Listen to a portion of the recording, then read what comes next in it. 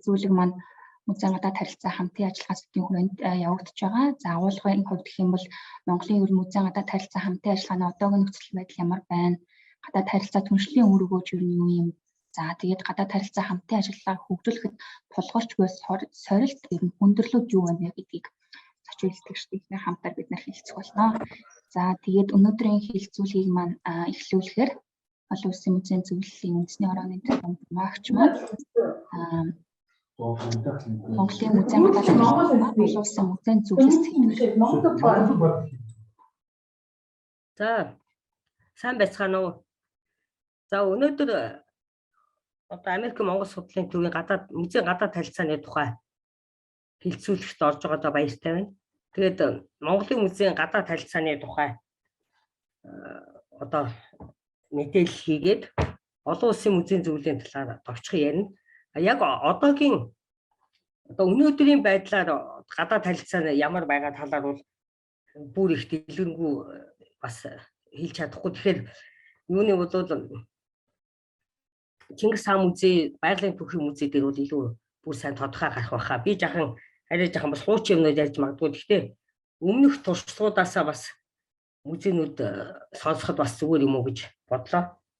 Одоо өөрийнхөө ажиллаж явах үеийн. За тэгэхээр Монголын музейн гадаад харилцаа хамтын ажиллагааны тухай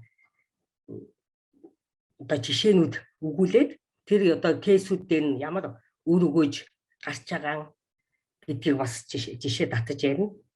Тэгээд сорилт хүндрэлийн талаар товчхон дурдаад олон улсын музейн зөвлөлийн тухай ярих юм. Тэгэхээр ер нь бол бид нар чинь одоо соёлын өв цуглуулга хадгалж хамгаалдаг газар учраас ер нь бид одоо музейнүүдээ хадгалж яадаг соёлын цуглуулга цагаан мөрөг бол одоо ийм угаасаа өөртөө гадаад харилцааны их суурийг агуулсан байдаг гэдгийг харуулж байгаа.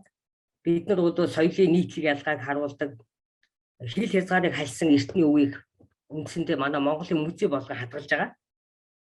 Одоогийн хэлээр бол хязгаарлагдахгүй тэр цуглуулга маань биднэрт бас гадаадтай харилцах манай одоо Монголын эртний түүх маань дэлхийн түүхийн одоо нэг чухал хэсэг орон учраас тэр юу маань үндэс суурьнд бол биднэрт байгаа гадаад харилцааны. За тэгээ бид нар бол бусад орны түүх соёлыг бол музей дээр танин мэднэ. Тэгэхээр манай музейн бүх ажиллагаа бол энэ зөвхөн довчхон удирдгал маягийн мэдээлэл дамжуулж коммуникацид ороход чиглэж байдаг байгаа манай музейн бүх үйл ажиллагаа. Тэгэхээр гадаадын музейнүүдтэй одоо хамтын музейнхаа хүртээмжийг хүнд хүрэх хүртээмжийг сайжруулах юм байна. Тэр нэг access гэж яриад гадаад дотоод үзэгчдэд музейн одоо хүртээмжийг сайжруулна гэдгийг хэлхийг хүсчээд тэгэхээр бид нар одоо аль болохоор музейд хүртээмжтэй тийм одоо хүнд хүрэх үүрэгтэй улсууд музейгээ. За музей бол олон нийтийн хөтөлбөр зохиогоод бол тэрүүгээр янз бүрийн соёлтой хүн амыг гадаад дотоодын хүмүүсийг нэгтгэх тийм боломжтой газар. Юу нь болохоор янз бүрийн одоо хүмүүс үндэс ухсаатай гадаад дотоодын хүмүүс уулзах юм сайхан орчин газар соёлын сайхан орчин юм а гэдгийг та бүхэн мэдж байгаа. За тэгэхээр бол манай музейнүүд бол байгуулагдсан цагаас л хойш юу н анх байгууллагатаа гадаад харилцааны үндсэн дээр одоо бас байгуулагдаж эхэлсэн гэж та бүхэн мэднэ. Оросын одоо мэргэжилтнүүд Оросын холбооны улсын тэр тусламжтайгаар бол Монголд байсан Оросын хүмүүсийн тусламжтайгаар бол байгуулагдсан. Юу болохоор тэгэхээр социализмын үед бол шууд засгийн газар хоорондын гэрээ хэлцээрээр одоо шууд харилцаа тогтоодог байсан юм байна. Шууд хамтын ажиллагааны протокол гэж байсан юм байна. Гэх мэтлэнгийн яг төрийн зохицуултаар музейнүүдийн гадаад харилцаа явуулж байсан байна. Гэхдээ ингээд баримтыг харахаар бол их одоо удаан хугацаагаар хуучин социалист орнуудад хүмүүсийг төрийн бодлогоор маш их явуулж ганц зөв толгойд бос биш бусад одоо зүүн Европын социалист орнуудад удаан хугацаагаар явуулдаг бэлтгэдэг байсан юм билээ музей боловсруучныг. За одоо үндэсний музей бол их жишээ байгаа миний өөрөө ажиллаж исэн. Тэгэхээр үндэсний музей бол одоо энэ та бүхэн дэлгэсээ харж тэр болгоныг уншаад явах уу одоо их баялаг түүхтэй музей юм байгаа гол нь одоо үндэсний музей, байгалийн түүхийн музей хоёр бол манай музейн одоо хоёр гол музей байсан гэж та бүхэн мэдж байгаа. Тэгэхээр ийм олон чиглэлийн гадаад харилцаа өрнүүлж байжээ.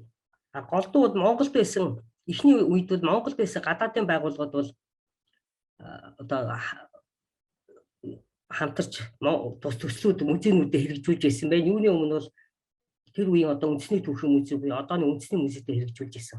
Тэгэхээр эднийг бол та бүхэн ингээд бас мэдж байгаа бах.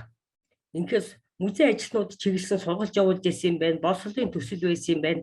Аялал жуулчид музейнүүдийг нээлттэй болгохыг чиглэсэн одоо юунууд их оруулж ирсэн байна. Төслүүд хэрэгжиж ирсэн. За тэгэхээр энд бол та бүхэн энэ нэрүүдийг ингээд уншиж чинээс тэр болгоныг уншаад яах вэ тийм ээ. Тэгэхээр энэ бол манай Монголд байсан олон улсын хамтын ажиллагааны байгууллагууд их хүчин чармайлт гаргаж гадаад харилцааг маань хөгжүүлж байжээ. За ингээд Америкийн нэгдсэн улсын элчин сайдын яамны төслийг та бүхэн мэдж байгаа. КИКА гэж бас Турк улсын байгууллага байсан. Одоо ч байгаа энэ байгууллага бас манай энэ гадаад харилцаагаа өргөжүүлж байсан. Тэгэхээр энэ дээр юу харагдаж байна гэхээр археологийн төслүүдийн манай музейнүүдэд гадаад харилцаад их үүрэгтэй байжээ гэж харагдаж байгаа. Тэгэхээр цаашдаа бол харна. Энэ ийм музейнүүдийн гадаад харилцаа маань цаашдаа ч гэсэн ийм нэг төслийн одоо археологийн төсөл ч юм уу хэрэгжүүлээд дагалдаад бусад олон төрлийн сургалт музей тоног төхөөрөмж гэдэг юм уу музей ажилтнуудыг гадаад дотоод сургах гэх мэтлэнгийн олон талын юунаж явж байсан дандаа мөнгөн хэлбэрээр биш бас хажуугаар нь одоо солилцоо явагдчихсэн гэдгийг бас анхаарах хэрэгтэй. Тийм бит бус одоо юу мөнгөн бис бус хэлбэрээр явуулж исэн тийм юунууд бас их байгаа. Төслүүд. За ингээд дараа нь бол нэг үе шат орж исэн нь бол манай музейнүүд олон улс болон бүс нутгийн музей холбоонд нэгдсэн байгаа. Тэгэхээр энэ дээр бол ямар гэхээр та бүхэн харж байна 2003 онд олон улсын музейн зөвлөлийн үндэсний хороо байгуулагдаж нэгдсэн байгаа. Энэ бас Азийн үндэсний музейнүүдийн ассоциац гэж одоо байгуулагдсан 3 жил тутам нэг хурлаа хийдэг 10 музейн нэг нь Монголын үндэсний музей байсан. Тэгээд энэ хуралд оролцсноор бол Монголын үндэсний түүхийн музейг Монголын үндэсний музей болгоё гэсэн санаа орж ирж анх бол тэр үндэсний музей болгосон юм байна. Дандаа үндэсний музейнүүд тэнд одоо сугалсан байсан.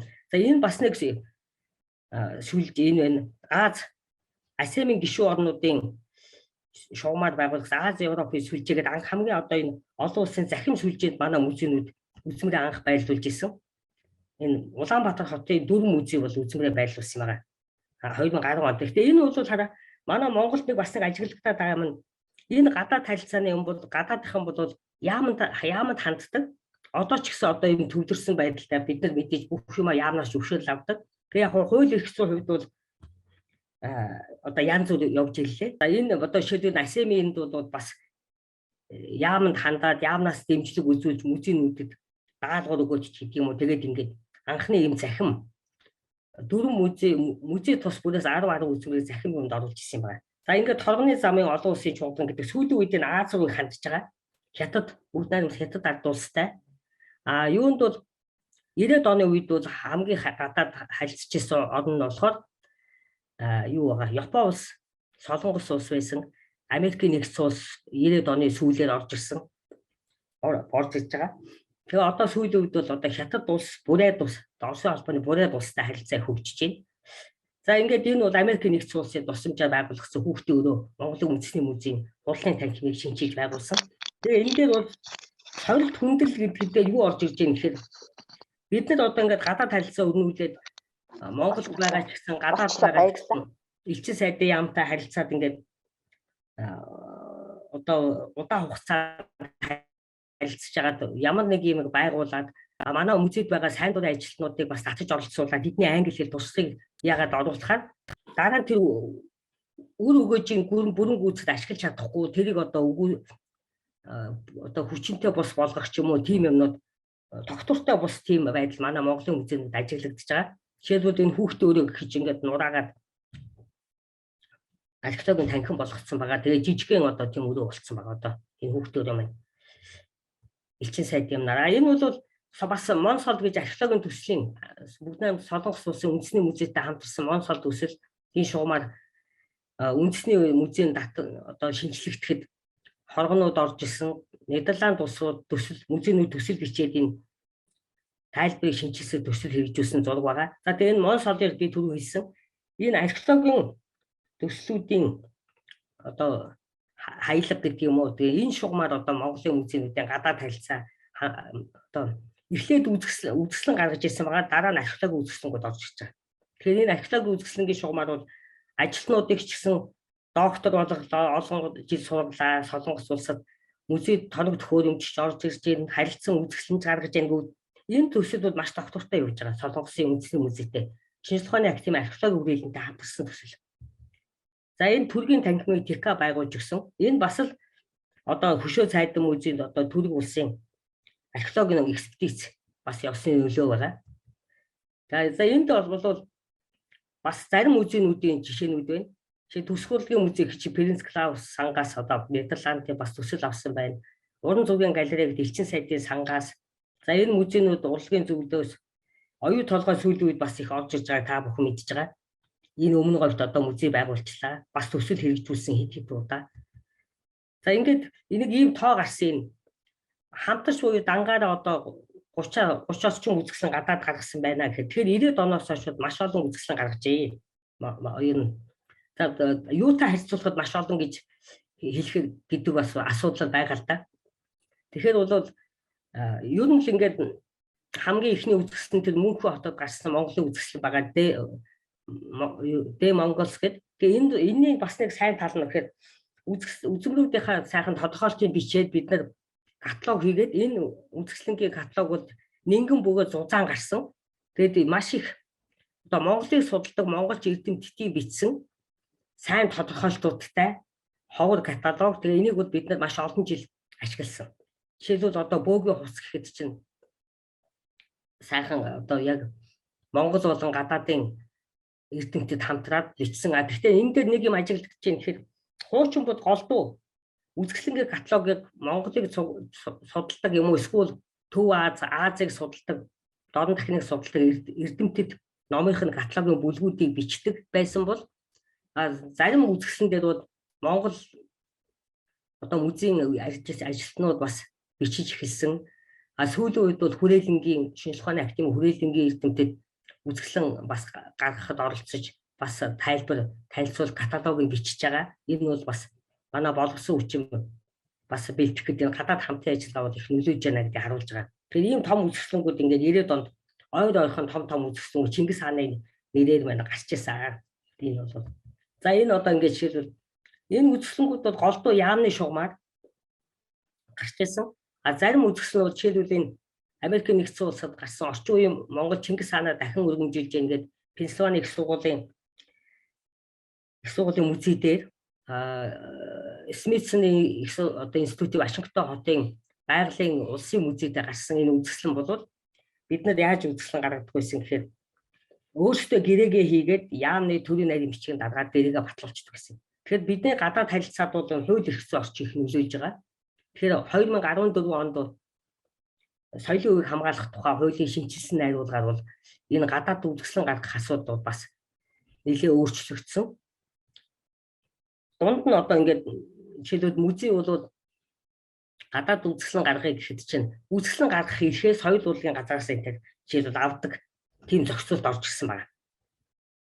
За ингээд тал нутгийн Монгол гэдэг үзэсгэлэн гэсэн бид нэр ингээд 50-нд гаргаж. Тэгэхээр энэ дээр бол гадаад үзэсгэлэн гаргахад яаж юм гэхээр гэрээний асуудал гараад ирж байгаа.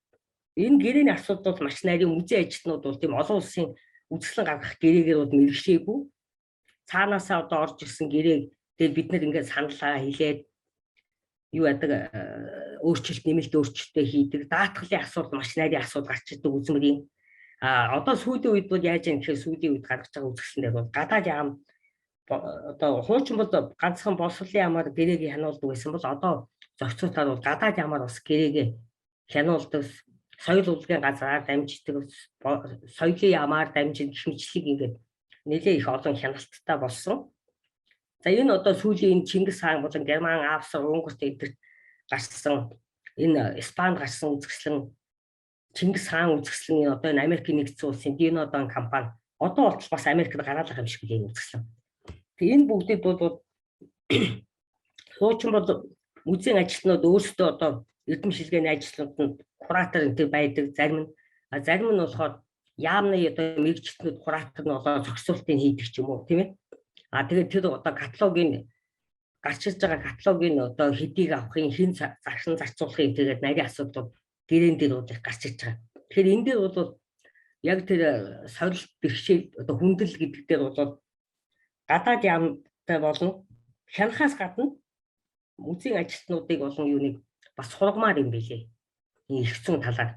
За энэ бол бидний Америкт гаргасан үзэсгэлэн байна. Тэр каталог нь тэр байж байна. Тэгээ үзэсгэлэнгийн каталогууд энэ бол үзэсгэлэн бол голдуу Чингис хааны тухай үзэсгэлэн нэртэй үзэсгэлэн гардаг.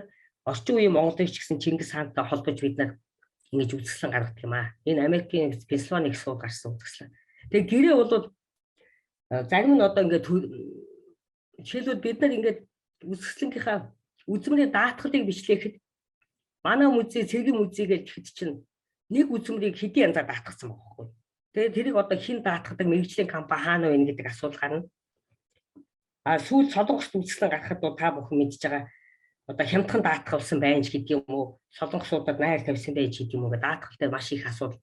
Тэгээ үзэсгэлэн бол одоо сүүлийн үед бол тагнуулын газарч орж шинж байгаа, соёлын өвийн төвч шинж байгаа, цаг дааж хурж иж одоо тэр үзэсгэлэнгийн бааж багж боглохтой бол орж ирж байгаа. За энэ бол бас хар хотын макет байна. Герман улсын элчин сайдын яамнаас хандив өгсөн манай музейд.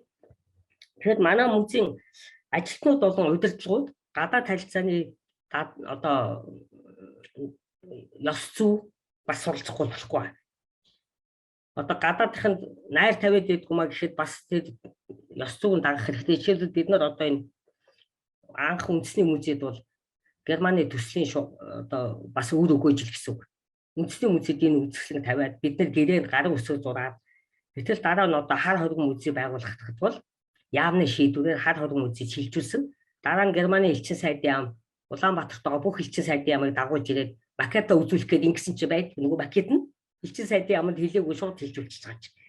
Их мэдлэгийн асуудлууд одоо их гардаг юм аа. Манайд бас юм тэгэхээр байгууллага хоорондын зохицуулалт тийм ээ. Тэр одоо юг дагах тийм юмнуудад дээр дооргүй одоо сайн суралцахгүй бол болохгүй юм билий. За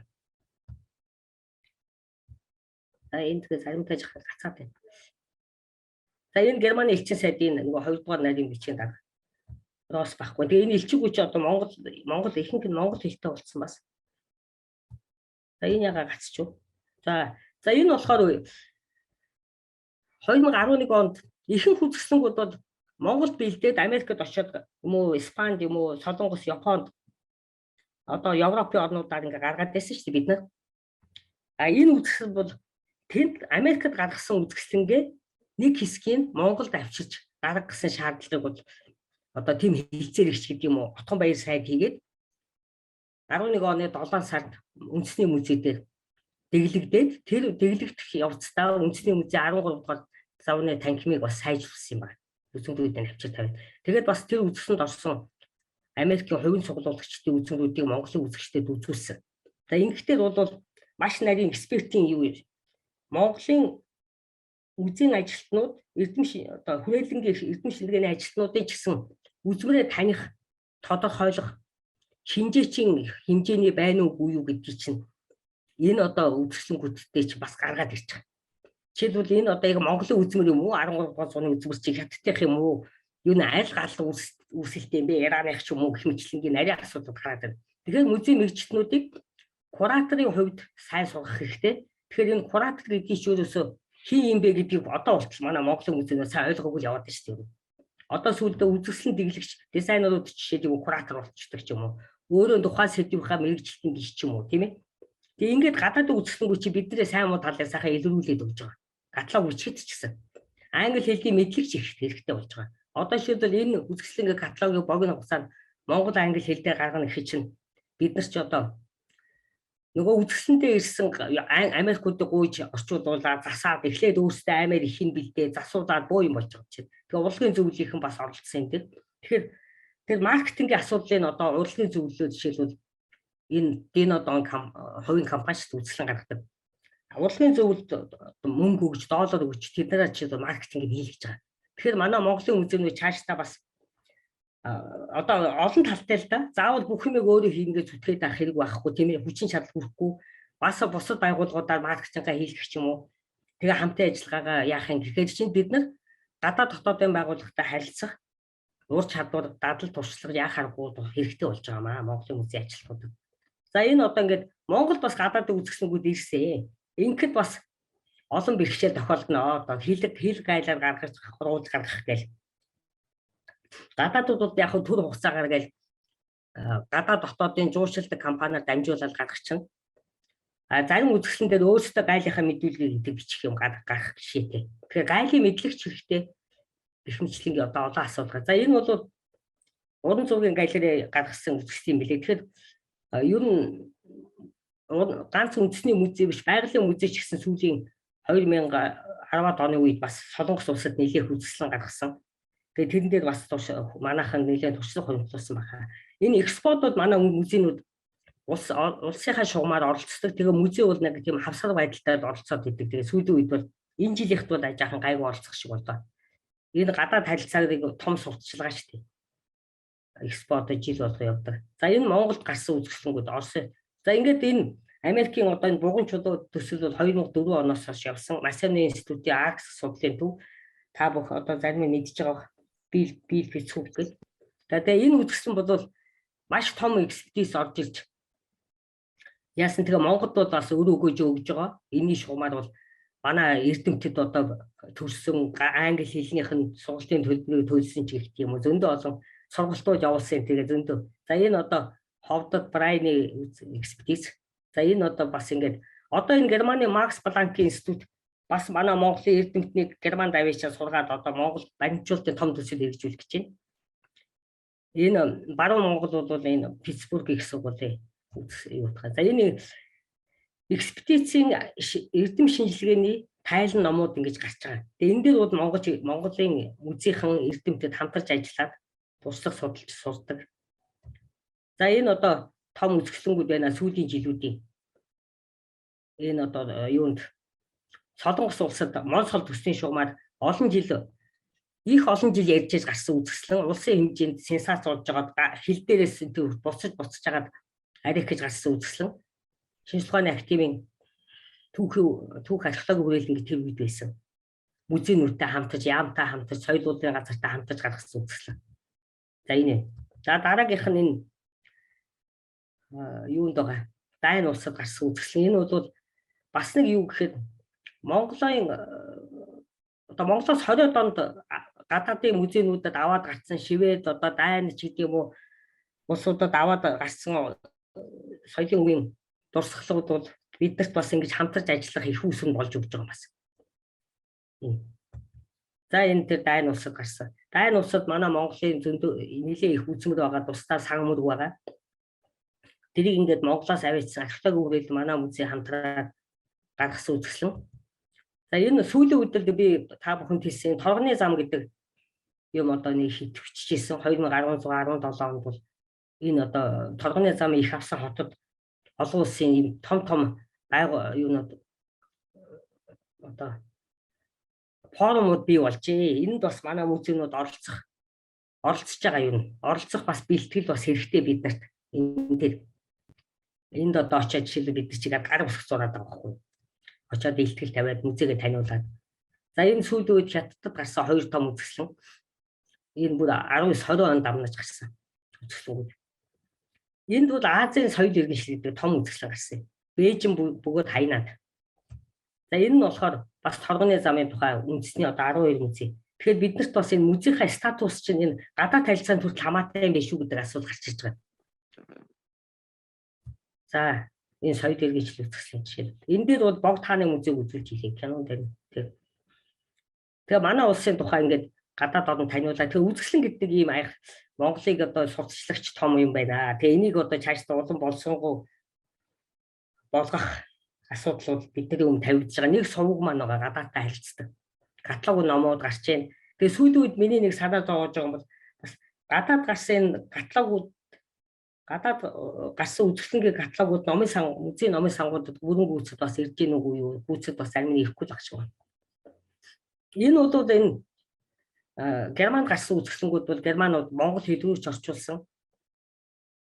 Энэ бол их чухал. Тэгээд бас энэ дэлхийн хэмжээний том арга хэмжээнүүдэд Монголоос бас үзмэр очиж байгаа. Жишээлбэл энэ голд нь байгаа энэ морины зурагтай морины хүч чадал гэж үзэсгэлэн бол Сааттай морин уралдааны үзэсгэлэн Германы хотод гарахад манай музей үзэсгэлэн гаргасан. Одоо үндэсний музей бол Катарт бас дэлхийн хөл бөмбөгийн тэмцээний үеэр гарах үзэсгэлэнд энэ 2022 онд үзэсгэлэнгээ явуулах гэж байгаа юм байлээ. Уран зургийн галерейд хамтраад. За энэ ингээд бас гадаадын тайвантай жишээд хамтраад музейгээ сайжруулах ажил хийж гин, сурталчилж гин Google. Энэ музей Монголын бас 4 музей юу орсон Google. Энэ бас нэг хамтын ажиллагаа юм. Тэгэхээр бид нар энэ бүгдд чинь төрийн байгууллага, музей, хувийн сүүл зарим үед бол юу яасан шүү дээ. Дооны үзэсгэлэнд бол 2-3 хувийн музейн бас үзмэр явсан шүү дээ бас. Улсын музейнүүдийг гаргахад их хүндрэлтэй байсан учраас. Усаатай зүүн гэр музей, Бадралгаан музей энэ бас явсан шүү дээ үзэсгэлэнд. За ингээд яхан гасаад байна да. Нэг тэгэхээр миний юу хэлэх гээд юм гэхээр одоо би хүндэл бэрхшээл одоо сорилтоо ярьж илвэ. Тэгэхээр бид нар бол 90 онд бол ямар ч одоо бараг бэлэн бус байдалтай гадаад харилцаар өөрөө ирэхгүй татагдаад орсон манай музейнүүд. Тэгээд одоо ингээд явцдаа яам одоо бусад төрийн бус байгууллагуудтай хамтраад тэгэл үзэсгэлэнгүүдээ гаргаж ирсэн. Тэгээд ажилтнуудаа гадаад богино урт хугацаагаар явуулж суулгаж ирсэн гэх мэт юмнууд байгаа. За энэ гацчлаа яах вэ? За бумагч та слайдад өөр дээрээ харж чад бас өргөжлөлтөөр шууд ярьчих болно тий. Хараавал хэрэг. Тэгэхээр одоо цаашдаа юу орчих? Олон улсын музейн зөвлөлөө ярьчих. Энийг яриа. Тэгэхээр олон улсын музейн минут бас нэлээд явцсан баг. Тэгэхээр олон улсын музейн зөвлөл 1946 онд байгуулагдсан. Яа харахгүй одоо энэ дэлхийн дахны музейнүүдийн одоо том сүлжээ гэдэг юм да тийм ээ. Нэтворк гэсэн энэ музейнүүдийн. Тэгэхээр энэ бол музейгээ дамжуулж одоо арт түмнүүдийн харилцаа холбоог сайжруулах, тэрний музейн ажлынхын стандартыг сайжруулах, музейнүүдийн хамтын ажиллагааг шинэ түвшинд гаргах, тэрүүгээр бас арга зүйн тусалцаа үзүүлэх, мөн одоо музей ажилтнуудын мэргэжлийг дээшлүүлэх, музейг бас олон нийтэд таниулах гэх мэтлэнгийн одоо зорилтууд тавьсан ийм байгууллага юм байна. Олон улсын музейн зөвлөлийн шугам бол 2003 онд үндэсний хороо бол байгуулагдсан. Үндэсний хороо байгуулагдсан цагаас хойш бид нар тооллоо хийж үзэхэд бол олон богино хугацааны сургалтанд манай гишүүдээс бол явж исэн байгаа. Тэгээд бол нэлээд их одоо бараг 30-40 бараг музей бол Улаанбаатар хотод байгаа музей болгоноос хүмүүс богино хугацааны одоо олон улсын хурал юм уу, олон улсын төр хугацааны сургалтанд юм оролцсон. Тэгээ ингэхэд бол яа харахгүй бид нар дахиад нөгөө англи хэлний асуудал мань гараад иртээ. Тэгээд олон улсын музейн зөвлөлд залуу гишүүний хөтөлбөр гэж хэрэгжүүлдэг. Тэр нь бол хуучин бол 35 хүртэлх насны гэдэг байсан. Одоо бол энэ 2022 оны 8 сард Праг хотод болох хуралд бол зарласан тэтгэлэг нь голдуу 35 хүртэлх насны залуучуудыг бол илүүд үзэн. Гэхдээ төрч хүртэл бол юу гаргаж өөрчлөлт гаргаж болно гэсэн тийм их үл. Тэгээ одоо энэ Прагийн хуралд бол албан ёсны тэтгэлэг нь зарлагдаад түүний дараа бол одоо манай үндэсний хорооны гишүүд яг одоо гадаадын музейнүүдтэй мэрэгжлийн талаар холбогддог газар нь бол олон улсын хороод байгаа. Янз бүрийн мэрэгжлийн. Тэгэхээр тэр жишээлбэл одоо музей ажилтнуудын сургалтын хороо гэдэг байгаа. Боловсролын ажлын хороо гэх мэт юм. Тэд нар бол сүүлийн үед бас сэтгэлгүүдээ зарлаж байна. Гэхдээ энэ нь бол голдуу яа харахгүй ингээд 40 хүртэлх насны залуучуудад дэмжих, тэднэрт тэтгэлэг бүтэн тэтгэлэг олгох тийм юм яваад байгаа. 45 хүртэлх насны залуучууд явах юм бол юу гэдэг вэ гэхээр Бээжин хотод бол олон улсын музейн зөвлөл хааны ордон музей хамтарсан сургалтын төв олон улсын музейн зөв санхүүжүүлээд байгуулсан. Тэгэхээр тэр нь юу гэхээр жилдээ 1-2 удаа одоо Монголоос 2 юм уу 3 хүнийг ч юм уу сүүлийн жилүүдэд авсан олон музейн ажилтнуудад хамрагдсан. Ажлын 10 хоногийн тийм аялалтай яг мэргэжлийн сургалт тэрэндээ бол гадаадын экспертүүдийг музейн экспертүүдийг авчиж сургадгийг. Тэгээ сая коронавирус болоод 2-3 жил завсарлчлаа. Гэхдээ олон улсын музейн зөвд бол гэрээгээ сунгацсан дахиад 5 жил хааны ордон музейтэй сунгацсан билий. Монголын музейн ажилтнуудын одоо ингээд гадаад сургаад ин гэдэг чинь дараа нь тэр явсан хүмүүс чинь энэ музейн соёлын үеийн гадаад харилцааг хөгжүүлэх үр хүлээгээд байна. Жишээлбэл одоо Солонгосын тэр SPI гээ та нарт мэдчихэж байгаа тийм ээ. Солонгос улсад болдог тийм соёлын үеийн сургалтанд Монголоос хүмүүс явсан. Японы Осака музейд бас жил болго нэг хүн явуулдаг байсан. Тэр бол бас л 40 хүртэлх настай байсан баха. Манай Монголоос зөндөө хүн явсан. Тэгээд тэд нар чинь заримдаа 1-2 сар, заримдаа 3 сар, заримдаа 6 сараас ч явах юм бэ. Тэр бол яг тэр Японых SPI-ийн төлөө олон улсын музейн зөвлөлд хамаагүй л дээ. Олон улсын музейн зөвлөлийнх болохоор голдуу нэг ажлын 10 хоног ч юм уу гэх мэт тийм сургалтууд байгаа. Юуны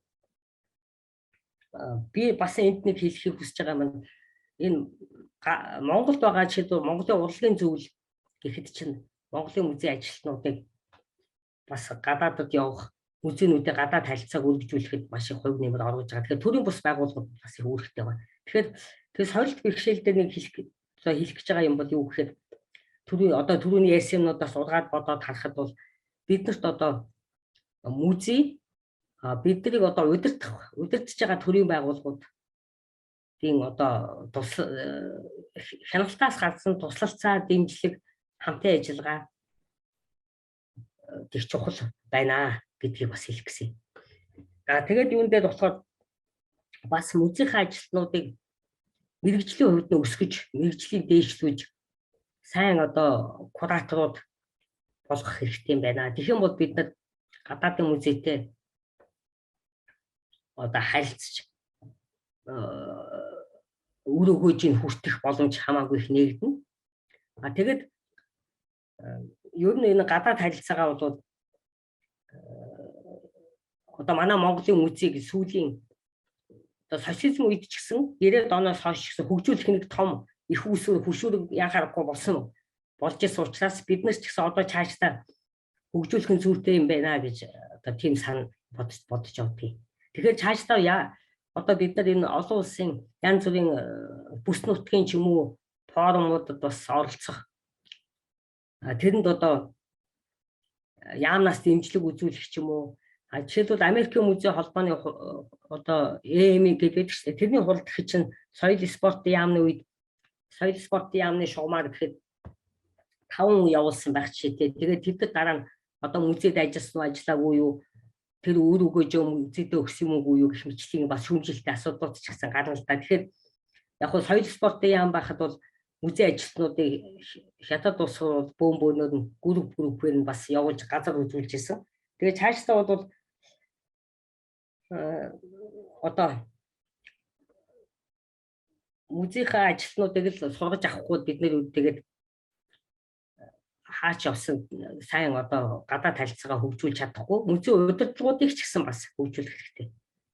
Музейн удирдах ажилтнуудын сургалтуудыг бас энэ ер нь олон заавал гадаад харилцаа гэхгүй ер нь одоо харилцаа коммуникац те public relations олон нийтийн харилцааны талаар бас музейн чиг үүрэг ер нь цаашдаа юм музей ирээдүй ямар чиг хандлагатай байгаа гэдэг талаар сургалт зохион байгуулах хэрэгтэй байна гэж би бас боддгийн. Тэгээ би нэг юм дээр бол юу гэдэг гэхээр орон нутгийн музейнууд маань энэ презентацийн яагаад тайлбарлаж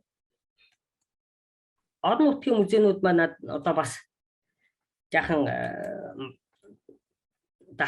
орон нутгийн музей хамрагч талаас муу байгаа. 90-ад оны үед бол Төв аймгийн музейуд Японд үзэсгэлэн гаргаж ирсэн бас туршлага дутсан тий одоо ингээд 2 жижиг бүс нутгийн жишээл Японы нэг бүс нутгийн музей, манай Төв аймгийн музей ч юм хамтраад үзэсгэлэн гаргахаар бас янз бүрийн асуудлууд ч бас гарч ирсэн. Тэгээ ер нь гадаад үзэсгэлэн гаргана гэдэг чинь тэр цаг уурын нөхцөлс ахуулаад хүртэл нөгөө үзмэрийн чинь өнгө зүс хүртэл өөрчлөгдөх янз бүрийн бас их гадаг. Бумагч уучлаарай цаг маань нэлээд явсан байна. Хэдүүлээ хоёр дахь энийгээ дэлгэрүүлээ яриад хөө бөндөө. За тэгээд баярлалаа бумагч. За баярлалаа. Маш их музейн манай Монгол улсын музейн гадаад харилцааны бүр дэлгэрэнгүй он түүхэн дараалттай маш цогц мэдээллийг биднэрт өглөө.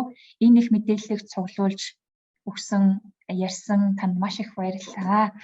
За тэгээд одоо хэдүүлээ юу яа хэлцүүлэх маань үргэлжилж байна. Дараагийн зочин хэлтгчээ уурж байна. Дараагийн зочин хэлтгч маань Байгалийн түүхийн музейн сан хөмөргийн хилцээний дарга Менцэгчийг урьж байна. За тэгээ Менцэгч Байгалийн түүхийн музейн жишээн дээр илүү нарийн аваа явах уу?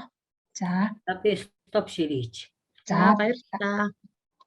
За баярлалаа. Юуны өмнө өнөөдөр энэ ер нь Америкийн Монгол судлалын төвөөс зохион байгуулдаг миний яриа сонсогч байгаас тийм сонсогч байна. Америкийн Монгол судлалын төвөөс зохион байгуулдаг цоврал соёлын үеийн одоо цоврал хилцүүлэг бол олон удаагийн хилцүүлэг өрнөсөн.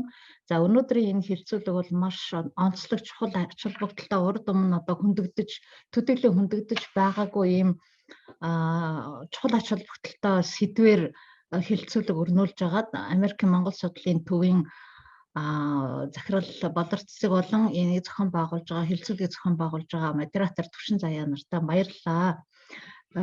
За тэгэхээр би өнөөдөр Байгалийн түүхийн музейн жишээн дээр Байгалийн түүхийн музейн гадаад харилцааг одоо ярина. Тэгэхээр юуны өмнө эхлээд нь Байгалийн түүхийн музейн тухай товчхон танилцуулчихъя.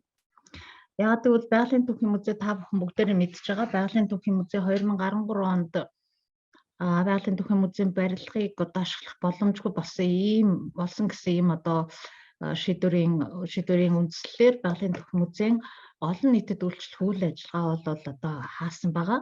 Тэгээд түүнээс хойш 2019 онд Байгалийн түүхийн музейг Үлэг өрүүлийн музейтэй нэгтгэх засгийн газрын тогтоол гарснаас хойш хуучнаар одоо бидний хэлж заншсан Ленины музейн барилгад Үлэг өрүүлийн музейтэйг нэгдээд Байгалийн түүхийн музейн үйл ажиллагаа үргэлжлэн явагдаж байгаа. За тэгэхээр ерөнхийдөө манай үзэгчид болон ихэнх одоо нийт ард иргэд бол Байгалийн түүхийн музей яг одоо хаана байгаа юм бэ? Байгалийн түүхийн музей үйл ажиллагаа явуулж байгаа юм уу, үгүй юм уу? Гэх мэтчлэнгээр маш их асуулт байдаг учраас өнөөдөр ярианыхаа ихэнд товчхон музейн тухай танилцуулчих гэж ингэж танилцуулчихъя. Тэгэхээр та бүхэн бүгдээр мэдж байгаа Байгалийн түүхийн музей 1991 онд одоо Байгалийн түүхийн музей нэрээр үйл ажиллагаагаа явуулж эхэлсэн. За манай Байгалийн түүхийн музей бол үндсэндээ үндсэн үнэт зүйлс нь бол байгалийн үнэт үзмэрийг одоо хадгалж хамгаалах, олон нийтэд түгээх, за байгалийн өвийн боловсролыг олгох ийм одоо гол зорилготой музей байгаа. Тэгээд бид нар бүгдээр мэдж байгаа байгалийн түүхийн цуглуулгыг хадгалж одоо нийлрүүлж тэгээд сэргээн засварлаад олон нийтэд олон төрлийн одоо боловсролын болон маркетингийн арга хэлбэрээр түгээн үзүүлдэг ийм одоо ганцхан одоо мэргэжлийн ийм музей юм аа. За Байгалийн түүхийн музейн бүтэц зохион байгуулалтын музейн захирал одоо байгаа. За тэгэхээр манай музей 4 хэлтстэй. За 4 хэлтсэд бол эрдэм шинжилгээний хэлтс, боловсрол маркетингийн хэлтс, сан хөмөргийн хэлтс, за үзэсгэлэн үзүүлэг дэглэлтийн хэлтс, эрдэм шинжилгээний хэлтс гэсэн ийм хэлтсүүдээр бол үйл ажиллагаагаа явуулж байна. Тэгэхээр би энэгээр юу хэлэх гэж байна гэхээр Байгалийн түүхийн музей үйл ажиллагаа хэвэн явагдаж байгаа гэдгийг одоо хэлхийг хүсэж байна.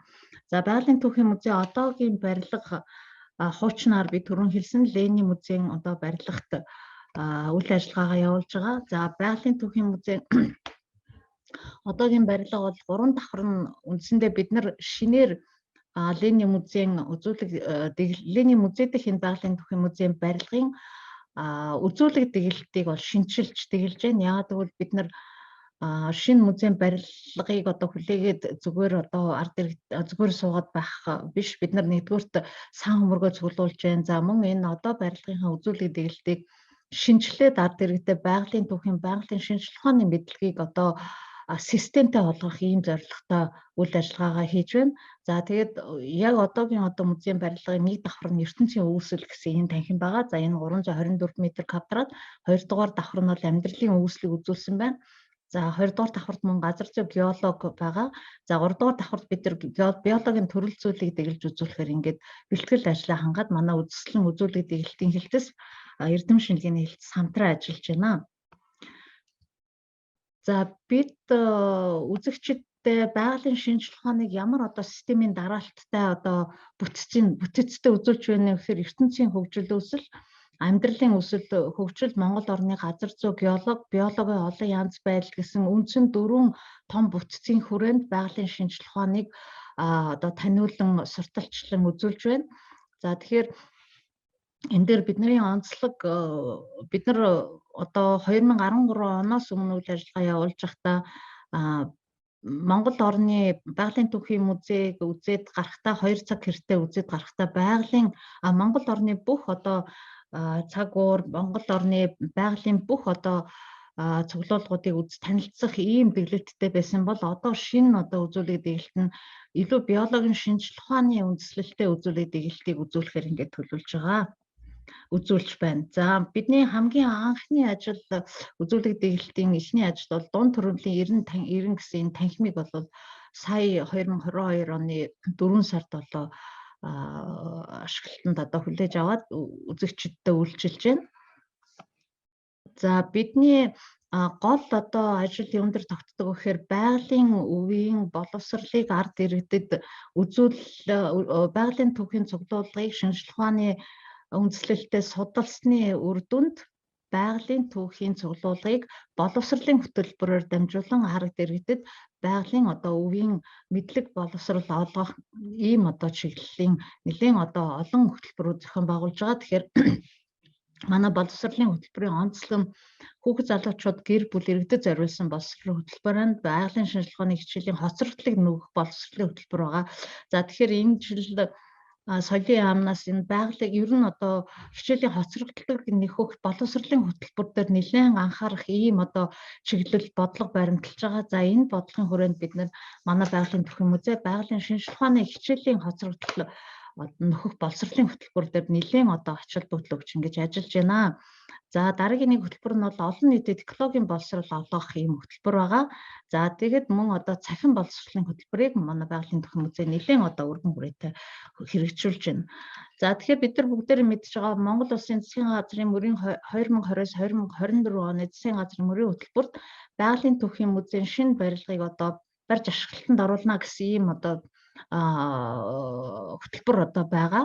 Тэгэхээр энэ хүрээнд 2024 онд доорх та бүхний харж байгаа энэ барилгын зураг нөхөд 6.6 их тэнгэрийн аманд 6.6 газар бүхий ийм байгалийн орчин үзэгдэлтэй ийм барилгын зураг дизайныг бол Хатанбаатар компани гаргаад ингээд бэлэн болгоцсон байгаа. Тэгээд бид нар 2024-2025 онд байгалийн түүхийн музейн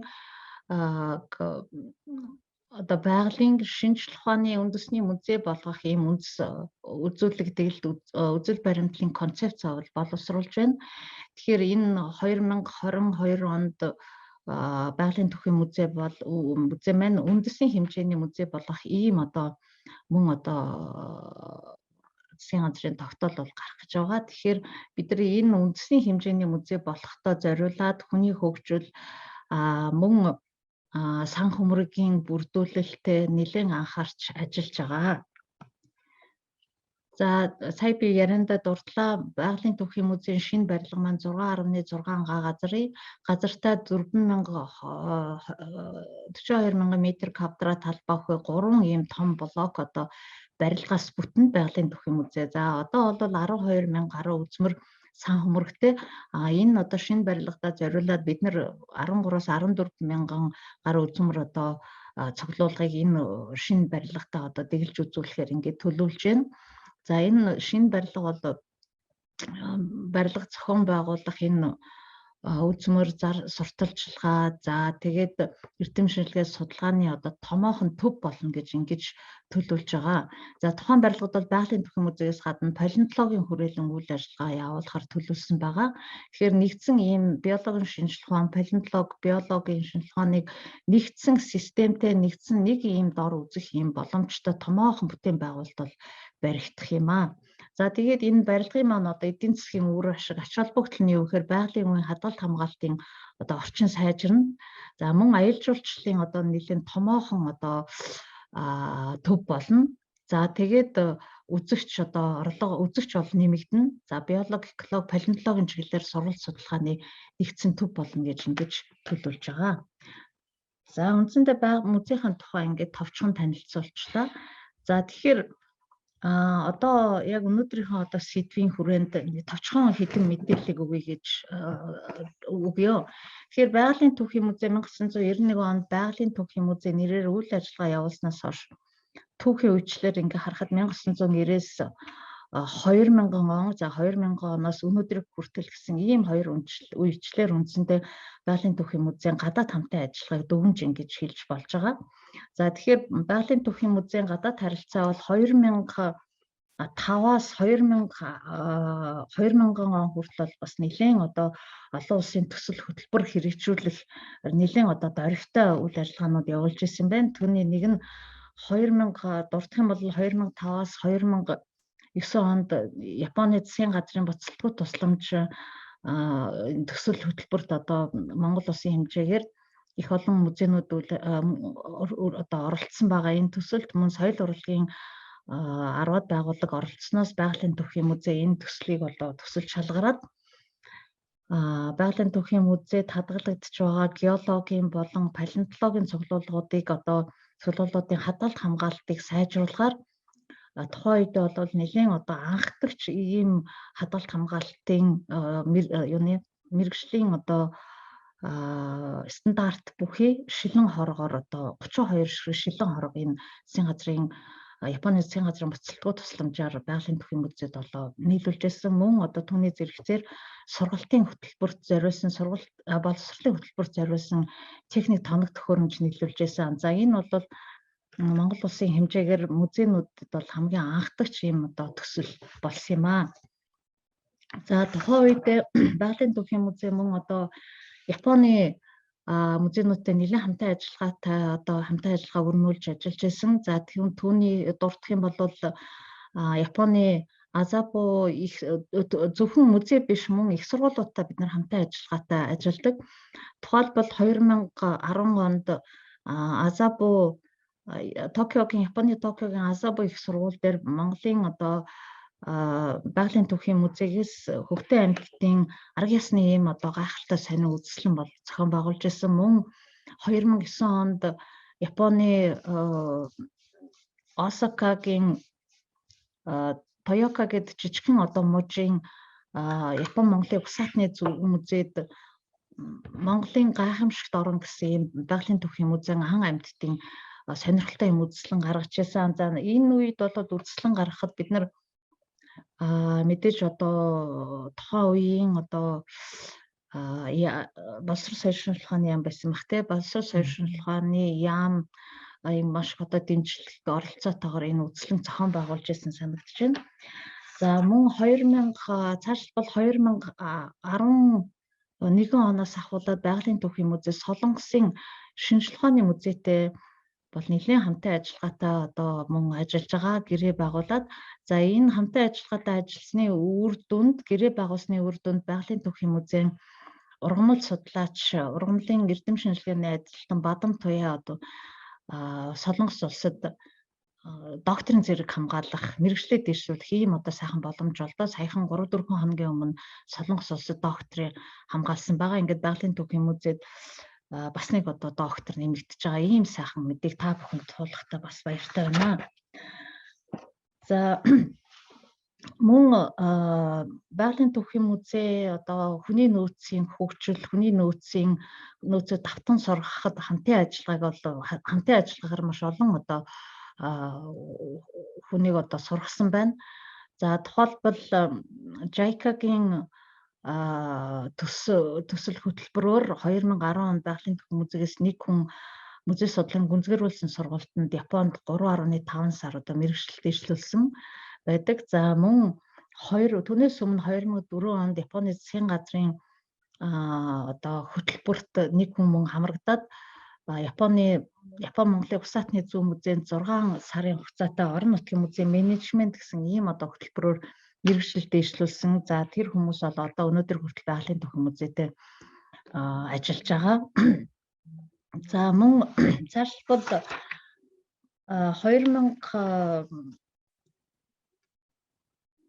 2012 онд Америкийн одоо музейнуудтай нэлээд хамтын ажиллагаа бол эхэлсэн байдаг. За энэ дэр бол мөн Америкийн засгийн газрын удирдах ажилтнуудын солилцооны хөтөлбөрт нэг хүн хамрагдаад Америк нэгдсэн улсад 1 сарын хугацаатай Америкийн музей менежмент гэсэн энэ одоо сургалтанд хамрагдаад мэргэжлээ дэвшлүүлсэн байдаг. За үүнээс хойш мөн Америкийн музей нэгдсэн холбоотой байгалийн төхийн музей бол нэлээд хамтын ажиллагаатай ажиллаж байгаа. За 2000 оноос хойш өнөөдрийг хүртэл бид нар бас нэлээд одоо гадаад хамтын ажиллагаагаа одоо өргөжүүлсэн. Өөрөөр хэлбэл Оросын холбооны улсын Бурят улстай, за мөн одоо Германы байгалийн төвхийн музейтэй бид яг өнөөдрийн байдлаар бол одоо хамтын ажиллагааны гэрээ хийхээр ярилцаж байна. Берлиний байгалийн төвхийн музейн одоо захирал болон удирдлагууд байгалийн төвхийн музейд 10 сард одоо ирж байгалийн төвхийн музейтэй танилцаад тэгээд хамтын ажиллагааны гэрээ үзэглэхээр ингээд төлөвлөж байна. За мөн яг одоогийн нөхцөл одоо бол энэ цаг үед Бельгийн Бамт улсын Брюссел хотын байгалийн шинжилгээ ухааны музейтэй бас хамтын ажиллагаа тогтоохоор бид нар одоо цахим уулзалт хийсэн. За энэ Брюсселийн байгалийн шинжилгээ ухааны музейтэй гол нь бол одоо үзүүлэг дэглэлтийн хэсгэр буюу мөн одоо эрдэм шинжилгээ судалгааны энэ чиглэлээр хамтын ажиллагаа тогтоохоор цахим уулзалтыг бол хийсэн байгаа. Үүний үр дүнд бэлтгэл ажил болохоор байгалийн төвхийн музейн сэргээн засварлагч нар энэ Бельгийн Бамт улсын байгалийн шинжилгээ ухааны музейд мэргэжилт дэвшлүүлэхээр одоо бол англи хэлний сургалтанд суугаад бэлтгэл ажлаа хангаад эхэлсэн байгаа. За мөн байгалийн төвхийн музей энэ 2022 онд одоо Бээжингийн байгалийн музейтэй хамтын ажиллагаа тогтоохоор мөн одоо гэрээ хэлцээр явагдаж байна. За Бурятын саяхан одоо энэ 4 сард Бурятын үндэсний музейтэй хамтын ажиллагааны санамж бичиг бол үзгэлсэн байгаа.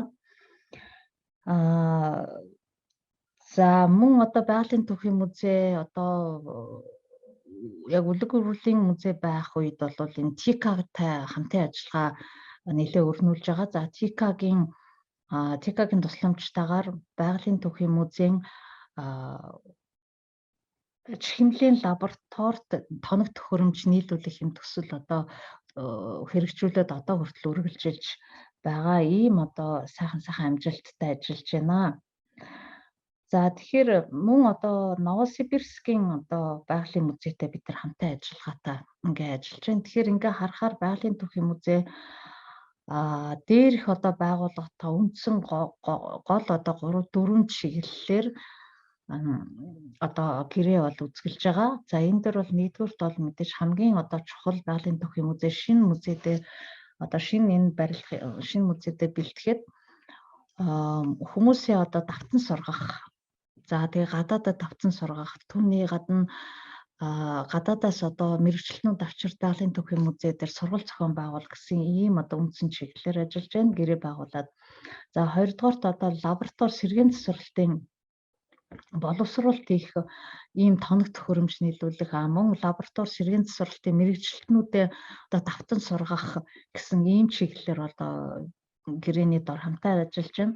За 3 дугаар чиглэл нь бол үзэсгэлэн үзүүлэг дэглэлтийн төлөвлөгөөг шинэ музейн үзэсгэлэн үзүүлэг дэглэлтийн төлөвлөгөөг одоо гадны музейнуудын экспертүүд, гадны музейн одоо эрдэмтдтэй хамтраад одоо үзэсгэлэн дэглэлтийн төлөвлөгөөг одоо боловсруулах ийм ажилд ороод явж байна. Мөн одоо хамтарсан төсөл хөтөлбөр одоо хэрэгжүүлэх ийм чиглэлээр ажиллахаар ингээд төлөвлөж байна. За тэгэхээр энэ байгалийн түүхийн музей би одоо та бүхэн түрүүнд дурдсан хамтын ажиллагаа бол түрүүн одоо Бумада докторын ярианд ч бас нэлээд олон удаа дурдагдлаа. Байгалийн түүхийн музей гадаад хамтын ажиллагааны маш олон жилийн түүхтэй ийм одоо музей байгаа. Тэгэхээр бид нар энэ хэдийгээр ковид цар тахлын үед 2 жил байгалийн түүхийн музейн үйл ажиллагаа төдийгүй бусад музейн үйл ажиллагаа бас одоо хаалттай байсан хэдий ч бид нар гадаад хамтын ажиллагаа, цахим уулзалт, цахим сургалт, гадаад хамтын ажиллагаагаа одоо мөн одоо өргөжлүүлээд явж байсан. За энэ дээр бас нэг бас нэг сонирхолтой зүйл юу гэхээр Америкийн байгалийн түүхийн музейтэй хамтын ажиллагаа одоо хийхээр энэ төлөвлөж байна. За Америкийн байгалийн түүхийн музейгээс болоод мэрэгчлэлтнүүд урьж авчрах. За Америкийн байгалийн түүхийн музейтэй цахим сургалтууд хийх гэх мэтлэнгээр ингээд 2-3 жилийнхаа төлөвлөгөөг бол одоо бид нэр ингээд боловсруулад ажиллаж байна. За байгалийн түүхийн музейн хувьд бол ийм байна. Ерөнхийдөө үндсэндээ за энэ дээр хүндрэл ер нь одоо зөвхөн энэ байгалийн түүхийн музей биш, ерөнхийдөө хамтын ажиллагаа, гадаадтай хамтын ажиллагаа хийхэд ямар одоо хүндрэл асуудал тулгардаг вэ гэхээр түрүү Бума доктор бас өөрийнхөө ярианд дурдчихсан. Мэдээж энэ бол даатгалын одоо асуудал нэлээд одоо асуудал байдаг. Энэ даатгал дотор одоо музейн үзмрийн үнэлгээний асуудал бид нар дахин энэ музейн үзмрийн үнэлгээний асуудлыг ахиж ярих юм зайлшгүй шаардлага бол уран гарсан байгаа. За гэрээгээр хүлээсэн үүргээ хариуцлагын одоо энэ асуудал дээр бас бид нар хоёр тал аль тал нь ялангуяа одоо Монголын тал бол энэ гэрээгээр хүлээсэн үүргээ маш ухамсарлан ойлгох шаардлагатай гэсэн ийм одоо бас дүгнэлтэнд хүрээд байгаа. За мөн дипломод харилцах ёсонд бид нар одоо монголчууд бид нар ялангуяа манай музейн мэргэжлэнүүд бол дипломод харилцааны энэ ёс зүйд бол суралцах зайлшгүй шаардлагатай байгаа. Энэ бол хамтын ажиллагаа нь маш өндөр суурь болд юм аа. За хамгийн гол одоо нийтлэг асуудал юу байна нөхөр хэлний асуудал байна. Англи хэл, гадаад хэлний асуудал. Бид нар ингээд гадаа агшгаа хүмүүсээс сургая гэхээр хэлний асуудлаас шалтгаалаад маш олон боломжийг манай музейн одоо мэргэжлэлтнүүд алдаж байна. Ийм туршлагууд бол маш их байгаа. Тэгэхээр за энэ дээр бол өөрийнхөө одоо мэдлэг боловсролыг бид нар өөрсдөө л одоо дээшлүүлнэ. Өөрсдийнхөө гадаад хамтын ажиллагаагаараа дамжуулаад мэргэжлээ дээшлүүлэхэд мэргэжлэлтнүүдийн та нар бидний өөрсдийн л одоо хичээл зүтгэл хэрэгтэй. Тийм учраас одоо англи хэлийг заашгүй сурах хэрэгтэй. Гадаад харилцаа, гадаадтай ертөнцтэй холбогдохын тулд бид нэр заашгүй англи хэлтэй байх шаардлагатай байна. За мөн ямар одоо дараагийн нэг хүндрэл асуудал нь юу гэхээр энэ үзэсгэлэнгийн за хамтын ажиллагааны маркетинг, сурталчилгаа болол нэлийн одоо өндөр түвшинд явуулах энэнд бол суралцах их шаардлагатай ингээд харагддаг. Яагаад гэвэл маркетинг хамтын ажиллагаа бол маркетинг зар сурталчилгаан дээр тогтож явдаг учраас энэ маркетингийн арга зүй, маркетингийн арга ухаанд суралцах нь бол заашгүй шаардлагатай байна. За яг энэ салбарт одоо 30-аад жил ажилласан одоо мэргэжилтний хувьд, за судлаачийн хувьд бол JICA-гийн олон улсын хамтын ажиллагаатай одоо үр дүнтэй явж байгаа нэг олон улсын хөтөлбөрийг дуртахгүй байж болохгүй. Юу гэхээр JICA-гийн энэ хөтөлбөрт бол Монгол улсад одоо музей соёлын хувьд ажиллаж байгаа 12 мэргэжилтэн за миний одоо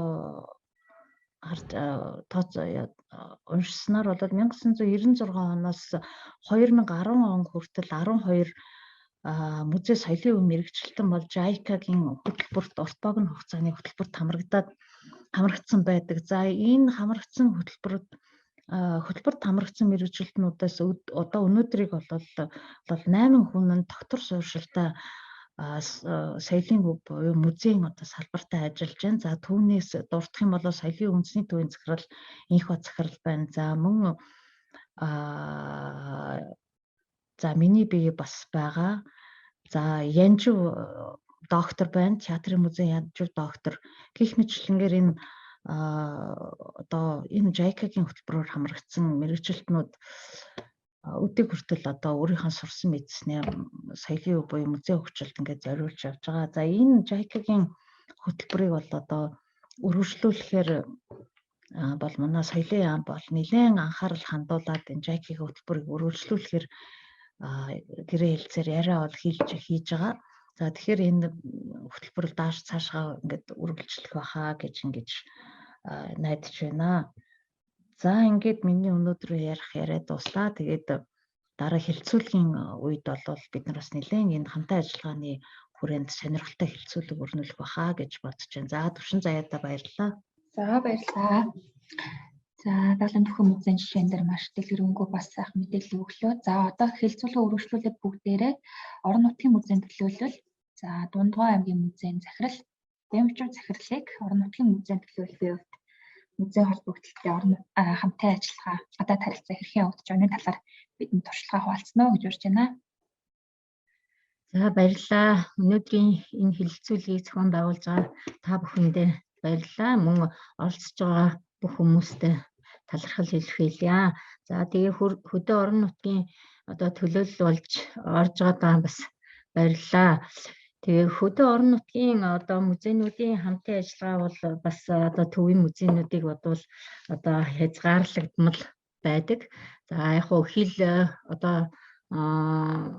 улс орнуудтай хилэлж байгаа аймаг орон нутгууд бол харилцаа нь илүү байдаг. Манай хувьд бол бас төвд байдаг учраас бас хязгаарлагдмалаа. Гэхдээ яг Дундгой аймгийн музей хэрхэн гадаад харилцаагаа хөгжүүлж ирсэн юм бэ? Энэ талаар бас товчхон ярив. За тэгээ музейнхөө танилцуулгыг эхэнд нь товчхон хийчихье. За Дундгой аймгийн музей бол 1949 онд анх аймгийн соёлын ордны дэргэд 20 төрлийн ургамлын үзмэртэй анх байгуулагдчихсэн. Одоо бол 13 танхимд үзмрийнхээ 20%-ийг дэглэж үзүүлж байна. За 80% нь бол фондондоо хадгалагдж байна. Одоо 4900 гаруй үзмэр сан хөмрөгтэй хадгалагдж байна.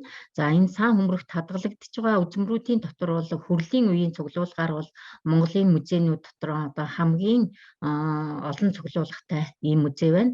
За 700 гаруй хүрэл манай сан хөмрөгт хадгалагдж байна.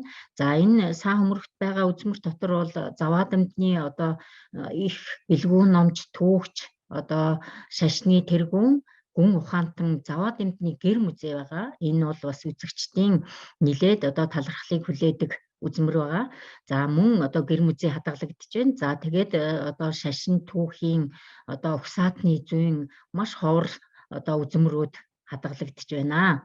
За ер нь бол би музейгээ бас шинжлэх шинэ музей байгуулах талаар бас нэлээд дээр үеэс ярьж ирсэн. Гэхдээ манай сан хөмрөгт хадгалагдж байгаа үзмрүүдээр төрөлдсөн 3 музейг байгуулах боломжтой гэсэн төслийг бас хийж исэн юм аа. Тэгэхээр манай музейн сан хөмрөг бол маш баялаг сан хөмрөг байгаа гэдгийг бас хэлье. За тэгээд Дундгой музей хэрхэн гадаад харилцааг хөгжүүлж ирсэн юм бэ гэж. За 80-аад оны үед бол Бомаа эгч ус хэлжсэн засгийн газар хоорондын хэлэлцээрээр гадаад харилцаа хөгжиж исэн гэж. За энэ гадаад харилцаанд бол манайх бас нэлээд орж Дундгой аймгийн музей энэ гадаад харилцаанд орж явж бас гадаад харилцааг хөгжүүлж байсан байдаг. За энд болохоор 80-аад онд бол Оросын холбооны улсын Туркмен улсын Мари мужтай хамтын ажиллагаатай. За Мари мужаас бол манайд төлөөлөгчд ирдэг. За манайхаас манай музей ажилтнууд Мари мужид очиж туршлага судалдаг. За Мари мужийн үзэсгэлэн манай Дундгойт гаргадаг. За манайхаас явсан хүмүүс бас музейнхэн танилцуулга үзэсгэлэнг аваачиж гаргадаг ийм бас туршлага байсан байдаг 80-аад онд бол. За тэгээд мөн 87 онд бол музейн бүх захирлуудыг Москва хотод 45 хоногийн курст сургасан байдаг. Энд бол манай музейн захирал 45 хоногийн курст хамрагдаж энэ курст суралцсан байдаг юм аа. За тэгээ 90-ад он гарсаар бол энэ харилцан хамтын ажиллагаа бол улс орнын хэмжээнд биш тухайн музейн хэмжээнд болсон байдаг. За тэгээ манай музей бол одоо Оросын холбооны улсын Бурят улстай хамтан хамтын ажиллагаагаа хөгжүүлж, за Бурят улсын одоо угсаатны зүүн музейтэй хамтарч ажиллаж одоо үзэсгэлэнгүүдийг харилцан гаргасан ийм гэрээ хийсэн байдаг. Манай музейгээс бол одоо шашны үзэсгэлэн гаргаж тэнд бол нэлээд олон одоо удаан хугацаатай гаргасан байдаг. За тэгээд манайхаас бол одоо Бурят улсад ажилтнууд туршлага судалж явсан, хэд хэдэн удаа явсан байдаг. За тэр дунд бас би орж тэр Бурятын угсаатны зүүн одоо музей дээр очиж бас туршлага судалж байсан байт юм 90-ад оны ихэр. За тэгээ 90-ад оны хамтын ажиллагаа бол нэг иймэрхүү хэмжээнд байдаг. За тэгээ 2000 он гарсаар бол бас одоо боловсроос соёл шинжилгээ ухааны яамнаас бол одоо бас бодлогоор хүмүүсийг гадаад орны одоо Европын орнуудын туршлагыг судлах энэ одоо бас нэг арга хэмжээг зохион байгуулсан байдаг. За энд бол манай музейн захирал бас одоо Австри улсад явж одоо тэр музейн туршлагыг судалж бас тэнд явсан байдаг. Боловсрол соёл шинжилгээ ухааны яамнаас явуулсан одоо энд бас орон нутгийн төвийн гээд маш олон нэлээд олон одоо музейн хүмүүс явсан байдаг. За энэнд бол одоо манай музейн захирал явж тэр Австри улсын музейн туршлагыг судалж ирсэн байдаг. За тэгээд 2000 оноос бол одоо Хятад болон Бурят за энэ улсуудтай бас хамтран ажиллагаагаа хөгжүүлж ирсэн байдаг Дундгуй аймгийн музей. За тэгээ 2010 оноос хойш бол одоо бас одоо энэ музейн захирлуудын одоо Дорнод аймгийн музейн захирал одоо музейн захирлуудыг энэ нөгөө Хятадын одоо юу нөгөө Оростой холбоотой чинь чат нөгөө наадхны үлээ бас нөгөө баг Орос болсон. Тэр одоо чад тэр хавийн одоо бүх хотуудыг үзүүлээд ингэж бас бид нартай хамтын ажиллагааны одоо гэрээнд гарын үсэг зурж ингэж бас одоо явж бас үзүүлсэн байдаг. Тэгээ энэ бас хамтын ажиллагаа бол бас маш хэрэгтэй юм байдгийн байлээ. Ер нь бол энэ Хятад улс бол сүүлийн үед бол одоо музейг маш сайн хөгжүүлж байгаа. Ерөөсөө музейн шинэ барилгыг бариад ерөөсөө бодлогоор шинэ барилга бариад тэндээ одоо ерөөсөө гэрэлтүүлэг витрин одоо үзмэрийг бол одоо юугаар хуулбар маягаар хийгээл зал тэгэл гэрэлтүүлэг витринийг бол хамгийн сүүлийн үеийн байдлаар шийдэл ингээл хийж байгаа. Энэ бүх юмыг бол одоо бас үзэж танилцж байсан. За энэ бол маш сайхан одоо бас музейнуудыг үзэж харж явж байсан. За тэгээ 12 онд бол одоо манай музей археологийн хүрээлэн Америк нэгдсэн улсын одоо хамтарсан экспедиц одоо Дундгуй аймгийн Адаацх сумын баг газрын чулуунд одоо хамтарсан экспедиц одоо 4 жил ажилласан юм. За тэгээ энэ хамтарсан экспедицид бол манай музей хамтарч одоо оролцож малтлагын ажилд нь хамтарч оролцсон.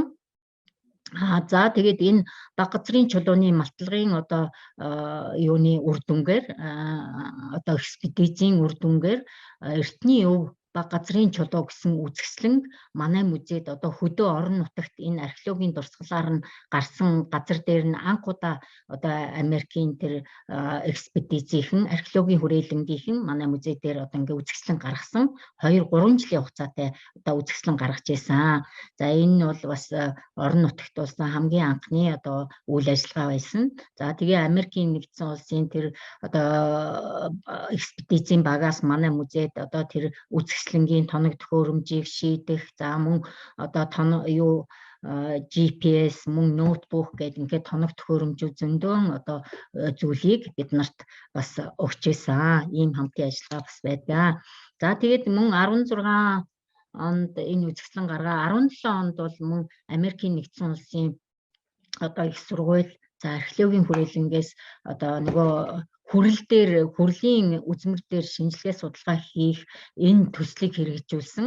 За энэ төсөлд бол манай хүрлийг шинжлэх энэ ажлыг бас хийж манайх бол одоо ихэнх одоо шилдэг гээд одоо тэр хүрэл дотор манайх ч одоо 700 гаруй хүрэл байгаа. Тэрнийхээ дотор байгаа хамгийн одоо чухал ховор одоо шилдэг үзмрүүдээ тэр төсөлд хамруулж судалгаанд оруулсан.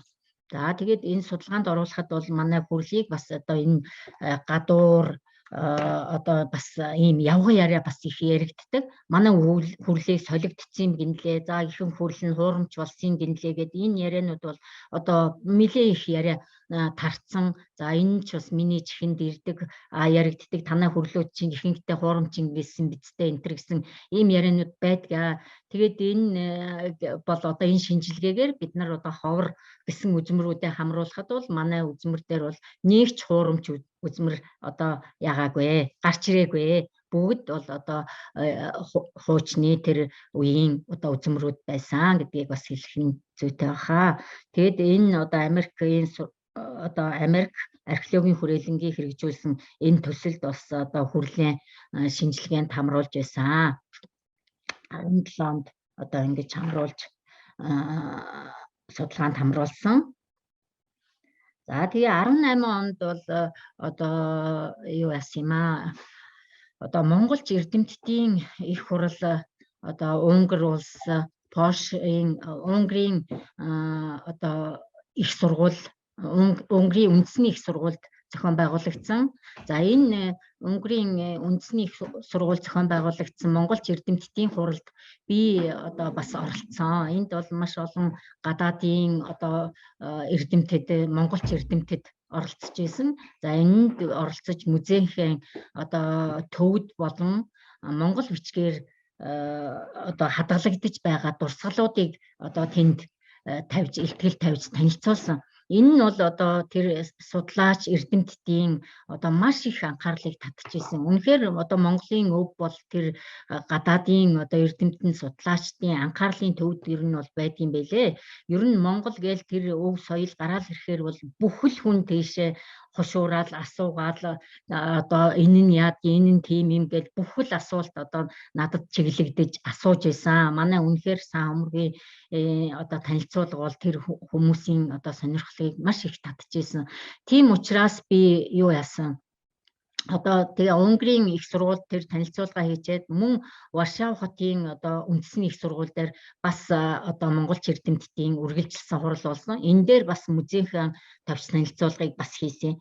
Тэгээд одоо энд явж ирснийхээ дараагаар бол одоо үнэхээр одоо энэ өв соёл бол энэ олон эрдэмтдийн анхааралд байдгийн байна гэдгийг одоо мэдсэн учраас одоо энийг бас сурталчлах нь зүйтэй юм а гэж бодоод би одоо сан хөмөрөгт хадгалагдаж байгаа одоо төвд бичгийн дурсгалаа одоо галиглаад англиар за мөн одоо юугаар монгол галиг энэ төвд галигнаас нь монгол руу шилжүүлээд тэгээд юу галиг руу шилжүүлж хэвлүүлсэн. Энийг одоо тэр эрдэмтэн судлаач зориулж одоо хэвлүүлсэн. Төвд нь одоо юуныхаа цомгийг хийсэн. Дараа нь бол одоо монгол бичгийнхээ цомгийг мөн ингээ галгилж гаргасан байгаа. Тэгээ энэ нь бол одоо хүн ер нь бол яваад үзээд судлаад үзэхээрээ заавал бас үр дүн гардгийн байлээ. Би бас одоо энэ нь бол бидний орон нутгийн музейн хувьд бол явах үзэх харах нь бас төвийн музейнүүдийг бол бодвол хязгаарлагдмал байдаг. Гэхдээ одоо үзсэн харсан зүйлээ бас одоо амьдрал дээрээ хэрэгжүүлдэг. Тэгээд энэ бол одоо явсны үр дүнд бол би 2 каталогийг бас хэвлүүлсэн. Тэгээ ийм үр дүнтэй ажиллаж байсан. За тэгээд 2020 онд бол одоо боловсрол соёл шинжилгээ ухааны яамны одоо юугаар одоо зардал энэ бүх юмар бүх музейн захирлуудыг одоо Солонгос улсын 7-8 музей бид нар очиж үзэж туршлагыг судалсан.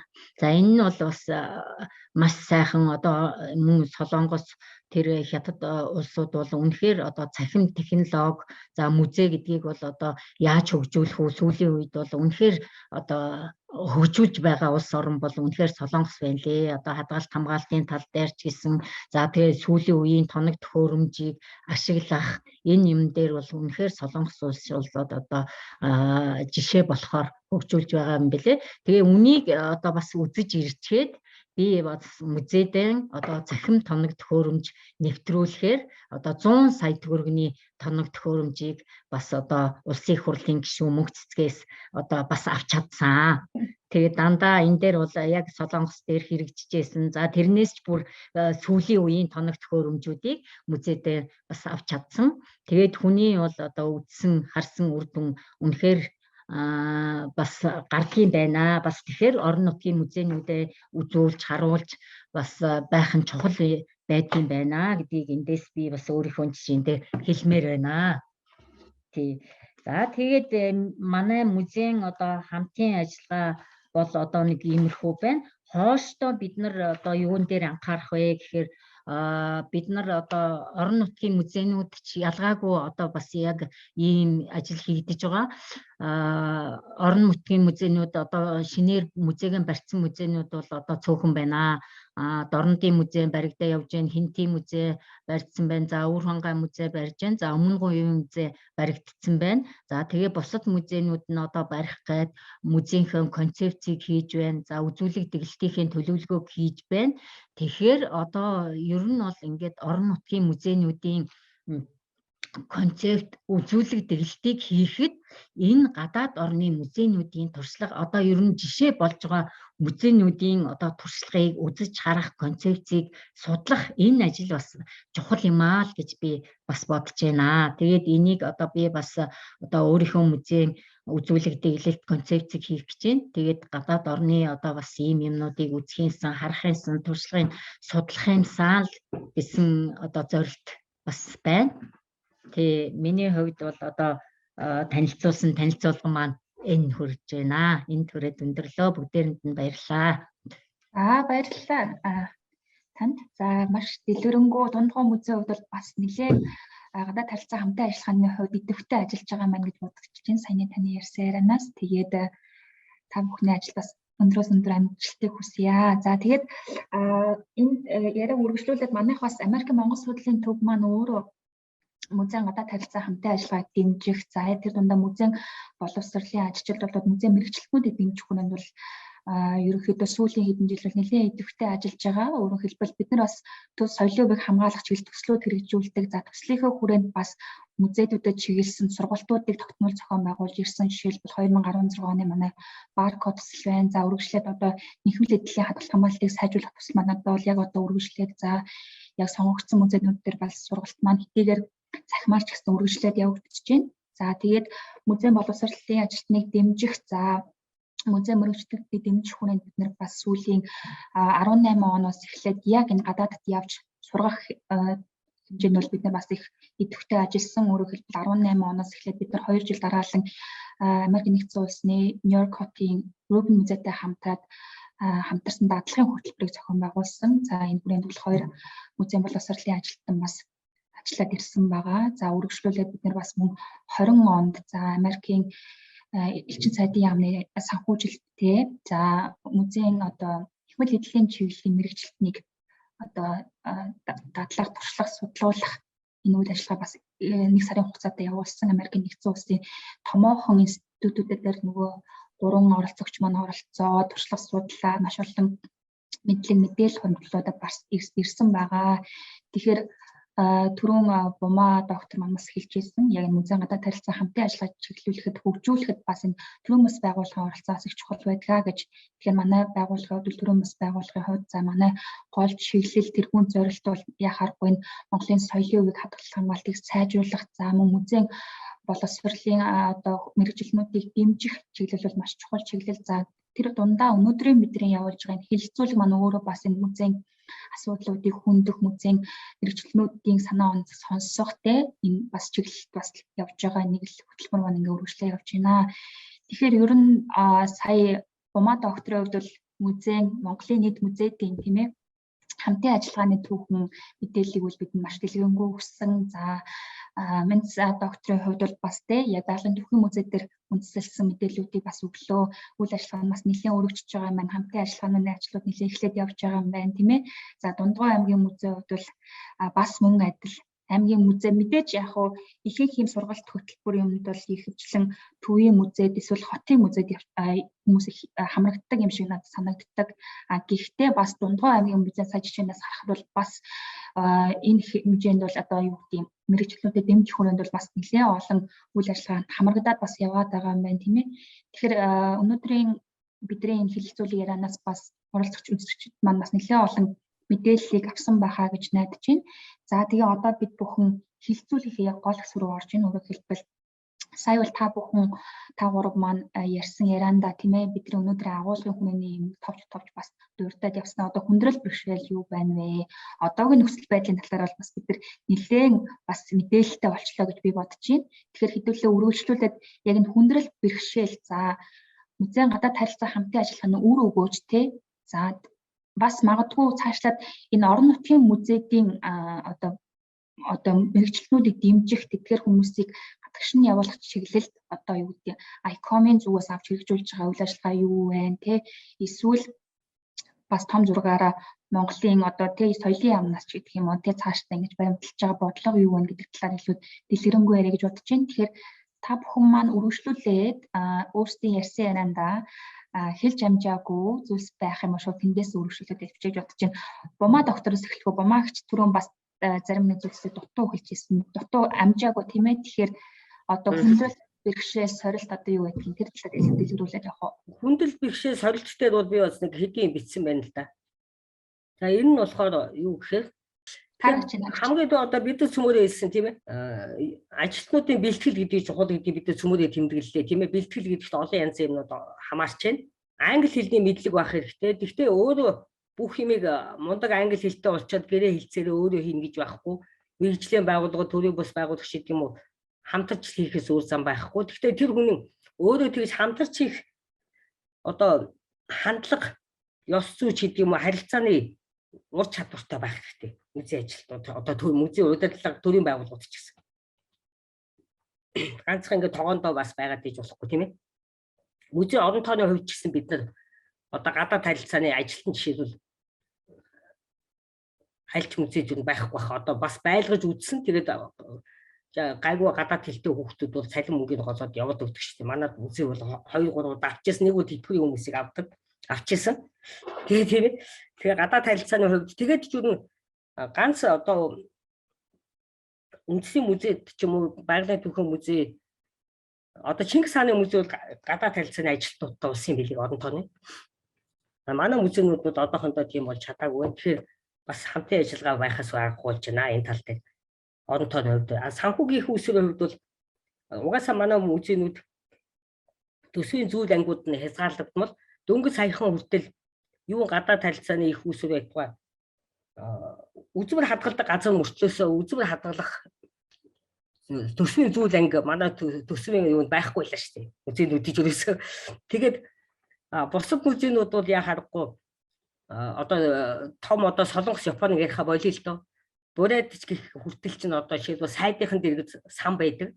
Гадаад харилцааг хөгжүүлэхэд нь төсөл өгдөг. Одоо Оросын холбооны улс гэдэг чинь одоо холбооны нэгдсэн төсвөөс өөрийнх нь бурайдын соёлын сайдын төсвөөс жишээлбэл гадаад харилцаанд нь мөнгө өгөх жишээтэй. Эсвэл музей ажилтан хүн одоо бурайдын музейхан бид нарт ярьсан шүү дээ одоо. Музей ажилтан үзэгчид олныг олоод ирэх юм бол цалин мөнгөн дээр нь ч гэсэн нэмэгдэл тэр хүнд одоо өгч юм уу тийм хөшүүргүүдийг аль хэдийн одоо хөрш орнууд маань нэвтрүүлсэн юм байна.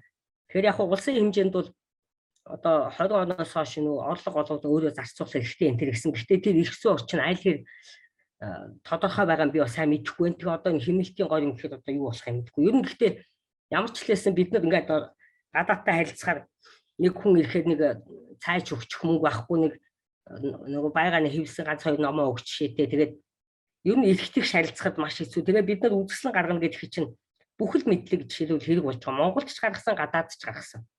Одоо жишээлбэл ингээд бид нь Америк руу анх нөгөө Пенсильвани их сургууль руу гаргах чи бид нар цагаан орхой гэдэг чи Монголын цагаан орхой юу Америкт очсон цагаан орхой юу гэд маргалдаад гарч. Нөгөө өндөг нь хизээ өсөх үү яах вэ гэл ингээл их мэтлэнгийн. Тэгээд юун дээр их чинь их мэтлэгийн маш нарийн юмнууд гарна. Тэгэхээр бид нар бол яахааргүй музейгээ хөгжүүлж яаж бас гадаад харилцаагаа хөгжүүлэхгүй бол бас Тэгээ зэрэг явах бол болохгүй юм шиг байна. Хадгалт хамгаалт юуны талаар. Тэгээд юуны бас нэг юм оюуны өмч даатгалын асуудлыг бид нар цөмөрөө мэдж байгаа. Оюуны өмчийн сургалтууд болоод байгаа. Гэхдээ бас юуны музей аюулгүй байдлын сургалтууд ч гэсэн одоо Манакагийн төсөлгээл, ЮНЕСКОгийн төсөлгээл өнгөрсөн жил нодон болсон тийм ээ. Тэр болонд одоо үр өгөөж нь юу вэ? Музейхныгаа сайн хамруулж яах нүггүй юу? Ер нь ямар тодорхой юмн дээр үр өгөөж гарч ийна гэдгийг бас бид нар дүгнэлт хиймээр юм шиг байна. Бид нар энэ дээр бас ЮНЕСКОг одоогийн нөхцөлд бол ер нь Монголд аягүй цөөхөн гадаадын байгууллагууд бий болчихлоо шүү дээ. Хуучин 90 онтой адилхан болчихлоо шүү дээ. Одоо бид нар мэдж байгаа чинь ЮНЕСКОтой бид нар хамтарч байна. Америкийн Монгол судлалын төвтэй хамтарч байна тийм ээ. ЮНЕСКОгийн төсөл хэрэгжээд нэг музей доктортой хөгжлийг дээшлүүлэх төсөл хэрэгжээд 17 сурагч багштай болсон хэрнээсээ тэр одоо юугаа үргэлжлүүлдэггүй манай музейн нэг муу дутагдал нь ямар нэг юм ихлүүлчихэл тэгэл ингээл дутуу хаях. Бид нар бас Японоос төсөл авсан шүү дээ. Японы одоо татвар төлөгчдийн мөнгөөр авсан цаан мөнгөний хадгалт хамгаалтын төсөл аваад үзмэрийн одоо хувцсны танхимаа гэх чинь аягүй сайхан гэрэлтүүлэхтэй болгох жишээтэй. Тэгээд дараа нөгөө мөнгө авсан газартаа эргээд тайлагнал, доктортой байдал гэх мэтлэнгийн маш нарийн асуудлыг бас анхаарахгүй л дараагийн хамтын ажиллагаанд бол бас таагүй нөлөө үзүүлнэ. Тэгээд юу вэ? Энэ эрхцэн орчныг түрүүн би хэлсэн. Төрийн одоо манай Монгол улсын төрийн энэ 50-аад байгаа алсын хараа, төрийн бодлого, зорилго энэ төр гэж яриад штэ. Тэр болгонд чинь соёлын байгууллага, соёлын өвийн байгууллага хаана нь байгаа, ямар одоо зохицуулт байхын тусалцаа зөвлөгөө биднэрт өгөх юм уу гэдэг юм уу тий. Тэгээд ингээд гадаад харилцаа маань одоо хамтын ажиллагаа болоод дараа нь бүр түншлэл болоод ч гэдэг юм уу. Одоо гадаад харилцааны нарийн онолыг бас мэдэхгүй байна л да. Тэр төвшөнд одоо ингээд нарийн хүн хоорондын харилцаанд тэр гадаад харилцаа тогтдог энэ төргээд тэр нарийн шиг юм чинь бид нар бас суралцаж хөгжүүлэхгүй бол музейнүүд маань бас болохгүй юм шиг байна. Тэгээд манай Монгол улсыг зөв ингээ харж байгаа төрийн бус байгууллагын тухай ойлголт айгүй муу байна. Одоо би төрийн бус байгууллагыг ажил хийдэг болсноос хойш ер нь ингээд тэрийг одоо бас ингээд нарийн нөгөө иргэний нийгмийг хөгжүүлнэ гэдэг чинь бас айгүй чухал юм байна. Гадаад харилцаа ч гэсэн манай Монгол улсын музейн гадаад харилцаа ч гэсэн чухал юм байна гэж бодож байна. Тэгээд цаашдаа санаа дараагийн одоо тавих санал болоход би бол яг хөө 1 2 3 санал тавьсан юм л та. Ганц гадаад харилцаа биш ер нь хөгжүүлэхтэй. Тэгэхээр музейн ажилтнуудыг яг ингээд мэрэгжлийн музейн ажилтнуудыг бэлтгэх одоо давтан бэлтгэх ч юм уу тийм сургалтын төслүүд хэрэгжүүлмээр юм шиг байгаа. Тэгээд олон улсын музейн зөвлөлөөс жил болгон ингээд төсөл зарладаг. Сая коронавигийн үед чинь эв нэгдлийн төсөл гээл зарлалаа. Жил болгон зарладаг төсөл гээл тэгж. Тэгэхэд үүндээ бид нарт одоо ингээд цаг зав мэдлэг мэрэгжил дутаад тэр төслүүдэд бид нар чи төсөл бичих чадахгүй юм ч гэсэн. Яагаад гэвэл бүс нутгийн хэмжээнд олон музейнууд хамтарсан төслүүд байх хэрэгтэй. Тэгээд тухайн цаг үеэ мэдэх хэрэгтэй ч гэдэг юм уу. Тэр төслүүдийн талаар хүртэл одоо биднэрт мэдлэг хэрэгтэй шүү дээ. Жишээлбэл Швейцарын хөгжлийн агентлаг гэдэргээл манайхан чи төсөл бичээд идэг. Яг одоо дэлхийн хэмжээний глобал асуудлыг тэдэд дэмжих гээд байгаа мó яах гээд байгаа юм ч гэдэг юм уу тийм ээ. Тэгээд тодорхой төслүүд хэрэгжүүлэх гэхээр жишээлбэл тэр соёлын өвийг хамгаалах, соёлын үндэс зүйлсийн хууль бус судалтаатай тэмцэх чиглэлээр одоо Монголын улаан ном хийх ч гэдэг юм уу олон жил яриад бид нар хийж чадахгүй байгаа. Тэгээд олон улсын музей өдрүүд бол яг одоо музейн гадаад харилцааг хөгжүүлэхэд бол бас нэг тодорхой хэмжээгээр нээж өгж байгаа тийм байна. Тэгэхээр манай музейнүүд бол сүүлийн үед маш идэвхтэй оролцож байгаа. Тэгэхдээ сүүлийн 3 жилийн олон улсын музей өдрийг хийж байгааг харахад музейнүүд маань ингээд хөтөлбөр гаргаад тэгээд сүүлийн үед бүр 10 хэдэн хөтөлбөр төлөвлөгөөнд оруулдаг болчихж. Тэгэхээр миний хэлж байгаа юм бол юу гэхээр дотооддоо сурчлагын дээр их муу байна. Дотооддоо сурчлага, гадаа сурчлагаа ерөөсөө байхгүй. Тэгээ одоо шийдвэр олон улсын музейн зөвлөлөөс жил болгон Википедиа, Викидатад музейхаа тухай англи хэл дээр мэдээлэл оролцуулъя. Сайн оруулсан музейг шагнаа гэд Википедиатаа нийлээд уралдаан зарлаад байхад манайхан одоо Төв аймгийн музейуд аягүй идэвхтэй орох гэж оролцсон. Гэхдээ аягүй хэцүү юм байна гэж хэлээ. Тэгэхээр бид нар бас мэдлэг гэж дутаад байгаа гэсэн үг шүү дээ. Тэр уралдаанд оролцож чадахгүй байна. Одоо олон улсын музейн зөвлөлөөс чинь одоо захин музейн ч юм уу фестивал форум гэж одоо сая зарлалаа уралдаан бас тэр болгонд чинь бид нөөсөө хамрагдаж одоо оролцож чадахгүй байна л да. Тэгэхээр биднес бас мэдлэг мэргэжил одоо юу ч үгтэй дутаад байна л да. Тэгэхээр бид нар уулын соёлын үеийн салбарт маш их өргөн талбар байна.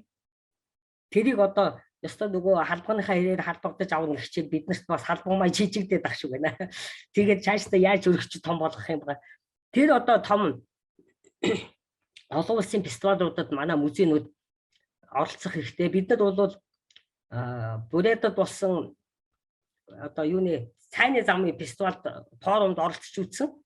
Тэгээд аргагүй одоо музейн захирлын дэмжлэгээр л одоо бид нар нэг оролцож тэгээд нөгөө үзэгдлүүдэд хилээр явган чирч гарах гэж боо юм болж байгаа юм чи үзмэл бишээ хэдэн самбараа. Тэгээд одоо уулнуудад гадаад харилцаа бол бид нар цаашаа өсөж дэвжих замыг бол нээж өгнө гэж би боддог. Тэгээд олон бэрхшээл байна. Тэгээд энэ дээр бол олон улсын музей өдрөө тэр одоо олон интерактив газрын зураг гэдэг нь манайх одоо тийм нэртэй, тийм арга хэмжээд хэдэн цагт хийх гэж байна гэд мэдээлэл өгч оруулж өгөхгүй биш музейнүүд юусэн. Уул нэг open agenda гэж юм бөглөөл нэрээ оруулчих юм байна.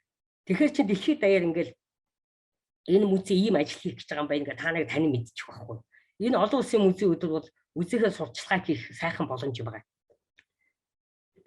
Тэгээд бас нөгөө юу олон улсын музейн зөвлөлийн веб хуудас дээр нь бол Icon Voice гэдэг олон улсын музейн зөвлөлийн дуу хоолой гэдэг тийм одоо гадаадын музейнүүд олон улсын музей өдрийнхаа тухай музейхээ хөгжлийн асуудлын талаар өгүүл бичдэг юм байгаа байхгүй.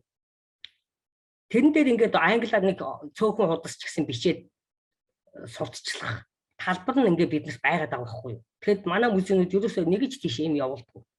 За ядахтаа эрдэм шинжилгээний музейм интернэшнлгээ сэтгүүлвэ штэ. Тэрэнд өгүүл өгдөг маа гэхэд ядахтаа мэдээллийн өгүүлбэрүүдээ хамжаа дэмжээчулсан бичих хэрэгтэй байхгүй. Уул нь олон улсын музей зөвхөн музейгээ сурталчлах арга замуудыг одоо нээж өгöd байгаа байхгүй. Тэгээд олон улсын музейн зөвлөлийн гишүүдэд зориулсан сар бүрийн сэтгүүл байна.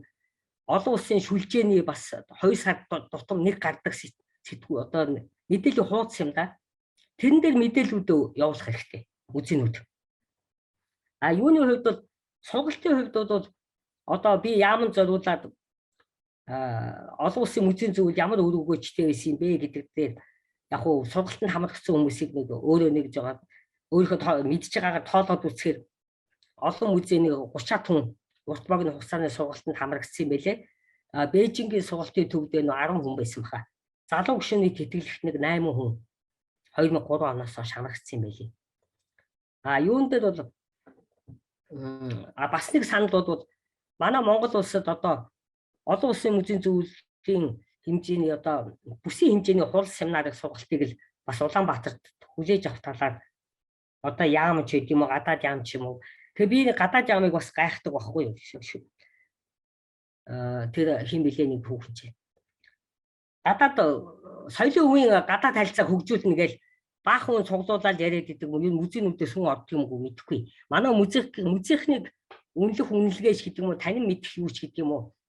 Яхан таарах юм шиг байна энэ улсын хэмжээд. Тэгээд энэ янз бүрийн сургалт хилцүүлэг болоод төсөл хэрэгжүүлээд юм шиг байна. Тэгээд уул нь одоо бас музейхэндээ хандмаар байгаа байхгүй юу. Энэ яамдууд бас тийм ээ. Музейх ч гэсэн тэрэнд нь сайн дураараа ч бас гүйж очт юм уу яад одоо мэдэхгүй хэл идэвхтэй харилцагтай юм шиг байна. Сая тэр бол байгалийн музей бол тэр аялал жуулчлалын компаниудтай бидний олон жил хийсэн гэрээ хилцээрийг бас сэргээгээд шуурхай арга хэмжээгээд авч байгаа нь бас их таалагдсан. Тэр бас их чухал. Саяхан бас байгалийн музей тэргээ хийлээ. Тэгээ бид нар ингээд бас нэг гадаад харилцаанд ашиглаж болмоор юм юу гэхээр одоо мянгасч мэдчихэж байгаа шүү дээ. Тэгээ музей мэргэжлийн том компаниуд, зөвлөх компаниудыг музейд авчиад сургалт хийхэд бид нар ч мөнгө төгрөг байхгүй шүү дээ. Тэгээд одоо ингээд өчнөө музей одоо Солонгосын музей, Дубай музей гэдэг юм уу, Египтийн том музейг барьсан том музейнүүд үн мөнгөд дийлдэггүй байх л да. Тэднийг авчиж чаддумаа гэхэд туслах жижигхэн компаниудын ч юм уу одоо энэ баахан музей бариад тэглээд идэг тэгэл одоо юу музейн туршлагыг харгалзаж ийнгүй мэдэхгүй. Энэ тэрэн дээр бол бас анхаармал юм шиг байна. Яхаа мэдээж манай архитекторууд, талигаач, балдангуй энтрууд мундаг хүмүүс байсан байгаа. Тэгтэл бас уул нь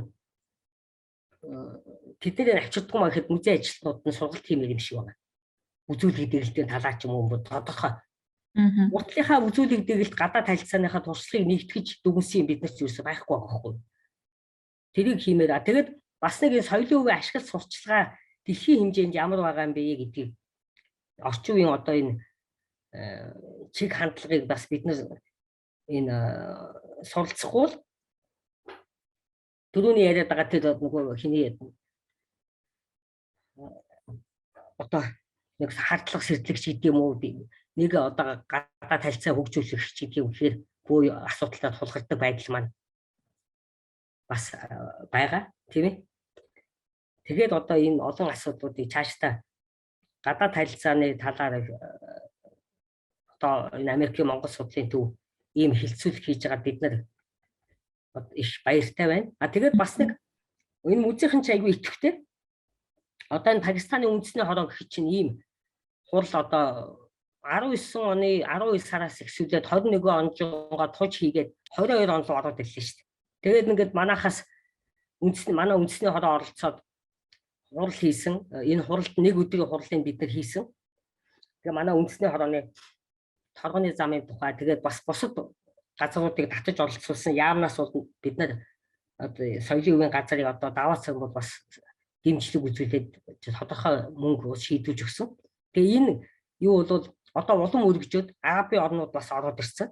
Тэгээ бид нар ч ингээд хуучин хэдтэйгээ харилцаад байх юм уу цаашаа бас өөр орн руу харилцах өөр ертөнцийг бас тань мэдчих бас хэрэгтэй юм шиг байна. Тэгвэл бид нарт мэдээж бас хүн хүч дутгал байх л та. Энэ хурал бол тэгээд энэ дээр хамгийн сүүлд нэг юм хэлэх гэсэн. Ингэж юм л та. Энэ ЮНЕСКОгийн баг хурал ICOM-тэй хамтаад 15 онд музей нийгэмд гүйцэтгэх үүргийн тухай зөвлөмж гаргасан. Тэгээ энэ дээр бол музей яаж үр өгөөжтэй ажиллах вэ гэхээр улс хувийн одоо сектор санхүүжилт бас тогтоосон харилцаа холбооноос л тэр музей үр өгөөжтэй байна уугүй юу гэдэг шалтгаална гэж одоо гишүүн орнуудаа гишүүн орнуудынхаа засгийн газар зөвлөмж өгсөн бэл. Тэгэхээр одоо бас энэ дээр би юу гэж хэлэх гээд юм гэхээр манай яам гадаад яам ч юм уу өөр яамдууд ЮНЕСКОгийн шугамар ч юм уу одоо юуны шугамар ч гадаад яваад одоо янз бүрийн хурал зөвлөгөөнд оролцсон юм байна. Тэрийг бас биднэрт бас бидний хүртэл одоо музейхний хүртэл болгож ивэл бас зүгээр юм шиг байна. Ер нь олон улсын музейн зөвлөлийн үндэсний хороо хэмжээнд бол 2005 оноос хойш гадаад сургалтанд орсон хүмүүс заавал презентац гишүүдтэй тавьдаг болсон. Тэр бас нэгэнтээ яваад одоо гадаад дотоодын мөнгө зарцуулаад ирсэн хүн чи бас тэрийг нийтийн хүртэл болгож яхахын зүйтэй юм шиг байна гэж бодож байна. За баярлалаа Бомогч. За скрин ширээ би та дуусглаа шүү. За окей. За дараагийн асуултыг би менцэгч тавьмаар байна. Тэгэхээр өнөөдрийн хэлэлцүүлгийн маань бас бусад музейн төлөөллүүд үзэж байгаа ах гэж бодож байна. Тэгэхээр тэр төлөөллүүд маань бас гадаад харилцаагаа хөгжүүлэх хэрэгэнд ер нь яаж эхний алхмыг тавьж гин те одоо өөртөө яаж төрүүлж холбогдож гин үү эсвэл ICOM гэх мэт ийм том олон улсын платформыг ашиглаж гин үү те тэр гадаад харилцаанд хамтарсан төслүүдийг хэрэгжүүлж эхлэх энэ санаа хаанаас гарч байна та бүхэн маань яаж тэдгээр байгууллагууд хамтран ажиллах байгууллагуудтайгаа холбогдож байна энэ туршлагаасаа та бас музейн хүмүүстэй болцохгүй юу? За баярлалаа. Тэгэхээр яг энэ гадаад хамтын ажиллагааг өргөжүүлж гадаад хамтын ажиллагааг эхлүүлэхэд бол мэдээж хоёр талын санаачлал их чухал. За үүн дээр бол ялангуяа одоо Монголын талын манай музейн мэргэжилтнүүд Монголын талын санаачлал бол маш их чухал. Тэгэхээр гадны байгууллагууд тухайн одоо санал тавьж байгаа, хүсэл тавьж байгаа байгууллагын хүсэлтийг бол харгалзаж үзэх маш их сонирхолтой байдаг. Тэгэхээр энэ хүсэлтээ бол үндэслэлтэй хүсэл тавьдсны үндсэн дээрээс одоо тухайн одоо гадны байгууллага бол судалж үзээ тэгээд хамтын ажиллагааг эхлүүлдэг.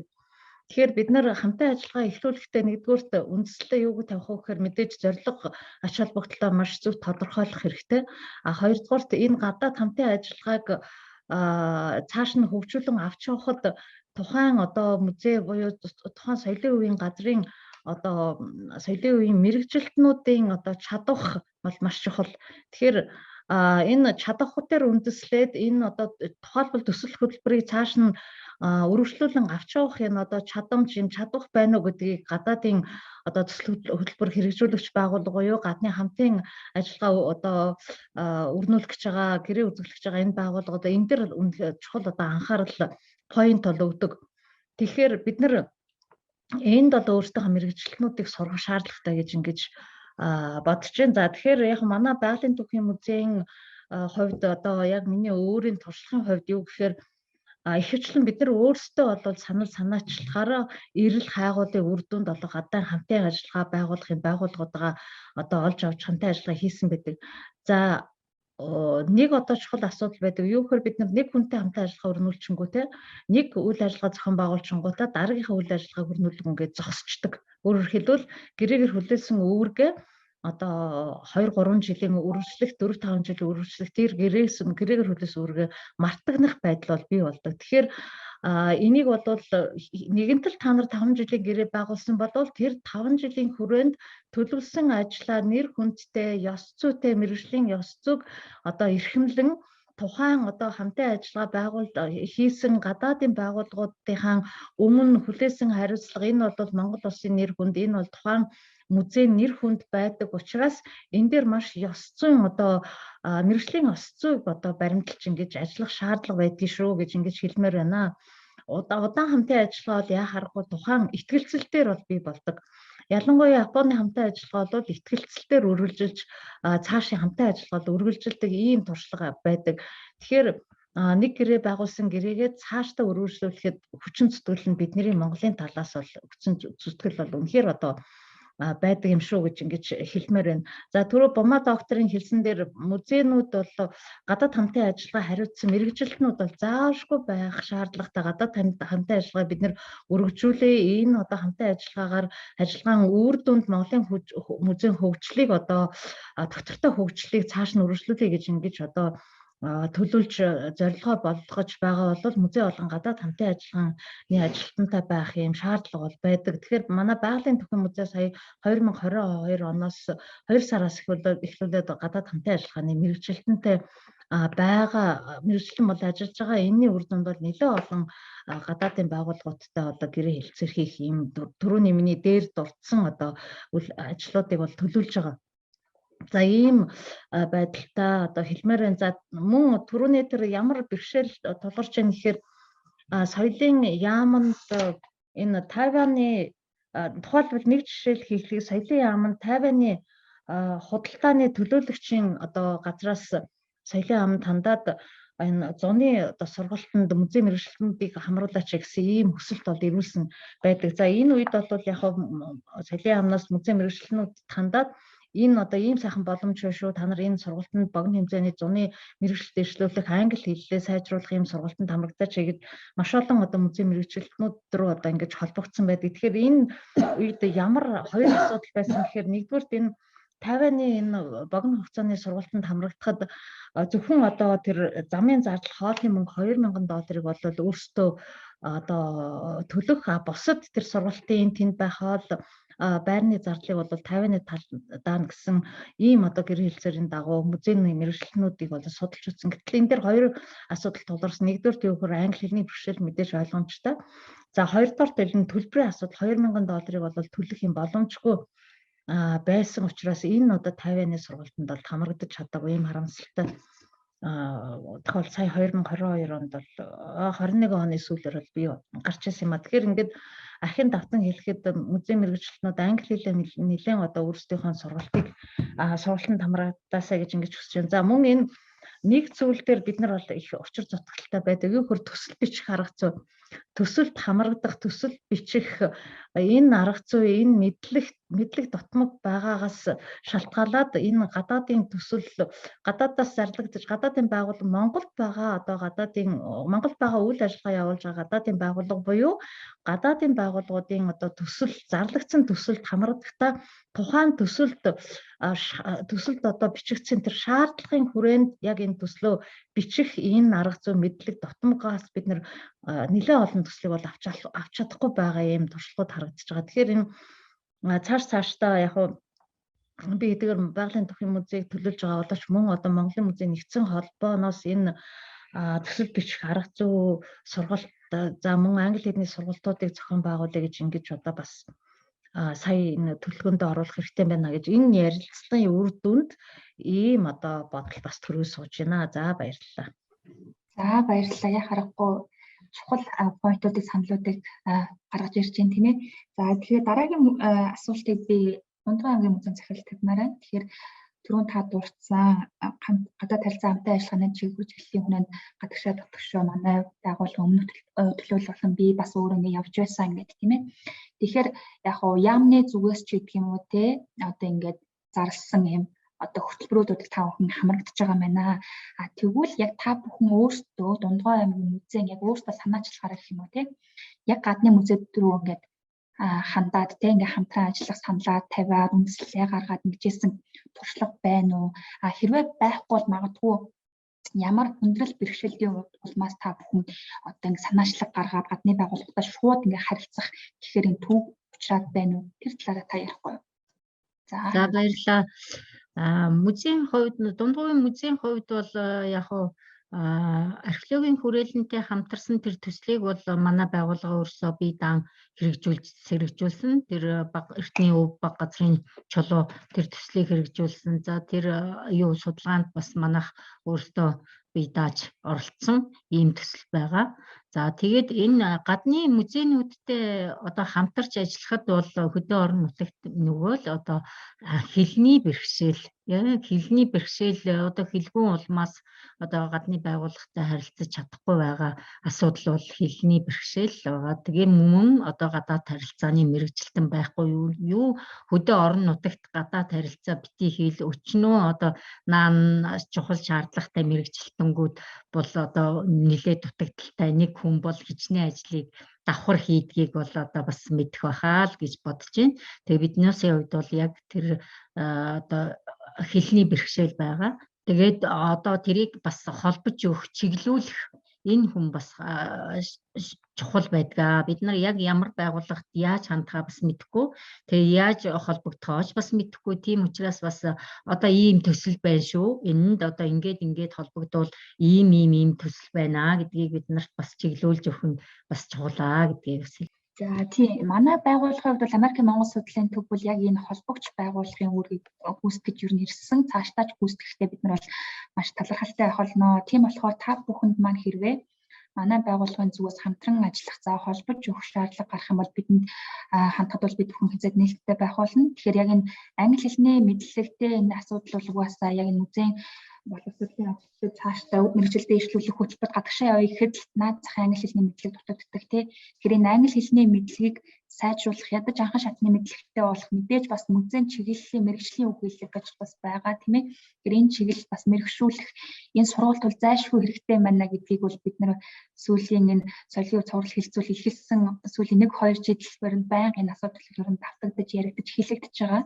Тэгэхээр ICOM-ийн өнөөдөр манай бас энэ хэлцүүлэгт манай ICOM-ийн тэргүүн маань оролцож байгаа Монгол дахь зөвлөлийн. Тэгэхээр бас ICOM-тэй хамтраад ч гэдэг юм уу. За байгалийн нөхөн музейтэй ч хамтраад гэдэг юм уу те бид бүхэн бас энэ төрлийн чиглэсэн ийм сургалтыг бас зохион байгуулахад бол манай байгууллага хамтран ажиллахад бол нээлттэй. За мөн бас нөгөө түрүүн хэлсэнтэй төсөл хэрхэн бичих вэ? Төслөгч нь гэдэг чинь бас том чадвар те туршлага бас хэрэгтэй. Мэдээж бас мэргэжлийн үг хэллэг тэгэл хэлний бэрхшээл хэмжил маш олон хүчин зүйлс нөлөөлж байгаа. Тэгэхээр ерөнхийдөө би бас яг эндээс бас сайн бодож байлаа. Ерөнхийдөө ийм цуврал маягийн сургалт ингээд цаашдаа явах хэрэгтэй юм байна. Ер нь л цаашдаа. Тэгэхээр энэ дээр бол бид нар бол хамтран ажиллахад нээлттэй шүү гэж хэлмээр байна. За тэгээд бидний бас цаг маш тавчуу 2 цаг болоод үргэлжилдэг байгаа. Тэгэхээр ямар ч тач бид бүхэн өнөөдрийн хэлцүүлгээрээ музейн гадаад харилцаа хамтан ажиллагааны талаар дэлгэрэнгүй мэдээлэлтэй боллоо. Асууж гарч ирж байгаа тэр хэцүү бэрхшээлүүдийг бас ярилцлаа. За мөн гарч болох шийдлүүд, санаанууд юу вэ гэдгийг бас хэлцлээ. Тэгээд тэрийг товчхон дурдах юм бол түрүүн Бумаа доктын хэлсэнчлэн бид бүхэн бол ерөнхийдөө музейн гадаад харилцаа хөгжүүлэхэд ерөнхийдөө жоохон өөртөө идэвхтэй санаачлагтай байх хэрэгтэй байна. Энэ олон улсын платформуудыг сайн ашиглах хэрэгтэй байна тий. ICOM-оос зохион байгуулагдж байгаа энэ хурал зөвлөгөөн тий ийм зүйлс маш сайн оролцоод байгууллага сурчлах хэрэгтэй байна гэдгийг ойлголоо. За мэдээж музейн боловсролын ажилтнуудыг дэмжих энэ төсөлтүүдүүд бол цаашдаас үргэлжлэх хэрэгтэй. Үргэлжлэхийн тулд мэдээж энэ гадаад хэлний мэдлэгийг сайжруулах бас шаардлагатай байна гэдгийг бас энэхүү хэлцүүлгийн өрөөнд хэдүүлээ ойлгож авлаа. Тэгээд та бүхний ярианаас ерөнхийдөө харж яхад өнөөдөр Монголын музейн гадаад харилцаа хамтын ажиллагаа бол үндсэн 3 чиглэлийн өрөөнд явагдаж байгаа шүү тийм ээ. Нэгдүгээр тул археологийн экспедицийн төслүүд байна тийм ээ. За мөн хамтарсан үзэсгэлэнгүүд гарч байна. За мөн мэргэжилтнүүдийг солилцооны хөтөлбөрүүд бас байх шүү. Тэгэхээр энэ 3 чиглэлээр бол ерөнхийдөө хэдий бүр бидний хүссэн хэмжээнд биш ч гэсэн бас тодорхой хэмжээнд үргэлжлээд энэ төслүүд маань ингээд үйл ажиллагаанууд явагдаж байгаа юм байна. Гэхдээ бид нар бас энийг эрчимжүүлэх хэрэгтэй юм байна. Ялангуяа орон нутгийн музейдүүдийн хамтын ажиллагаа сайжруулахад бас илүү чиглэж ажиллах хэрэгтэй юм байна гэдгийг өнөөдрийн хэлцүүлэг маань гарч ирлээ. Тэгээд манай энэ одоо хэлцүүлэг маань өмнө онд дандаа хэлцүүлэг хэлбэрээр явагддаг гэсэн бол энэ оноос эхлээд арай өөр хэлбэр рүү орсон. Өөрөөр цогц хэлбэрээр нэг агуулгын хүрээ цогц бүтээллийг хүргэж байгаа. Тэгэхээр энэ 2 дугаар улирлын хувьд бид нар яг энэ музейн гадаад харилцаа хамтын ажиллагаад төвлөрч байгаа. Тэгэхээр өнгөрсөн сард бол яг гадны музейн эксперт, Смитсний музейн эксперт бол яг яриа өгсөн. За энэ сард хэдүүлээ ингээд хэлцүүллээ Монголын музейдийн талаар. За дараа сард хэдүүлээ яг энэ музейн гадаад харилцаа хамтын ажиллагаад чиглэлээ бид нар training тэ workshop одоо сургалт хийх хэрэгтэй байгаа. Тэгэхээр яг энэ өнөөдрийн ярьсан хэдүүлээ зүйлсийг үр дүн гаргаад санаас нэгтгээд хэдүүлээ яг үргэлжлүүлээд сургалтыг зохион байгуулъя. Тэгэхээр сургалт бол илүү энэ онлайн гэснээс илүү яг энэ танхимд болсон илүү үр дүн өгөөжтэй байдаг. Тэгэхээр одоо энэ хэлцүүлэг маань одоо ингээд дуусж байгаа ч гэсэн хэдүүлээ эргэж холбогдоод энэ юун дээрээ ярилцсан сургалтын дээрээ.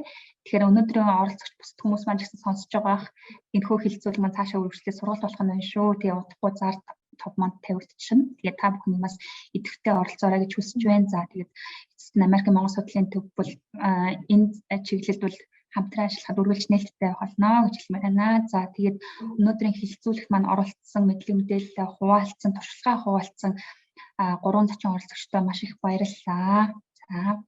За тэгээд та бүхэнд манд бас хэлэх бас сүүлийн минутыг бас боломжийг олгоод хэлэх зүйл хэрэг байгаа бол үлдсэн бол тийм ээ. Тийм байна. Яхахгүй үнэхээр энэ нөгөө хэлцүүлэг болгон заавал нэг үр дүнтэй байх тий.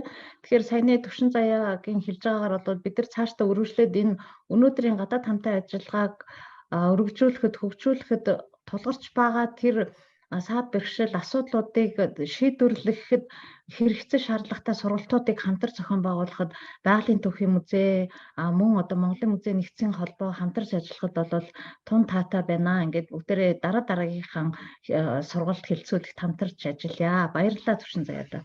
За би нэг яг мэдээлэл өгөх үү?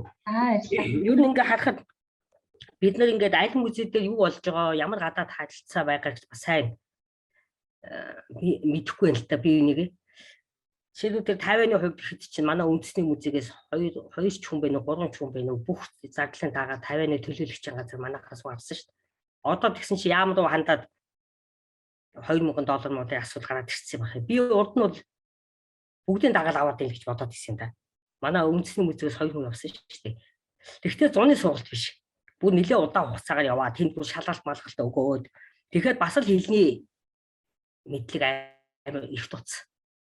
Тэгэхээр саяны миний ярьдаг бол яхахгүй нөгөө түрүү таны ярьж байгаа сургалтуудаас арай өөр нэг онцлог баг. Зуны сургалт. Зуны сургалт юм байна. Тэгээ ер нь зуны сургалтууд бол яг зуны сургалтууд бол одоо Сэдоку шүү дээ нөгөө бүртгэл баримжуулалтын хорон тэр чи одоо олон жил зуны сургалт хийж штэ.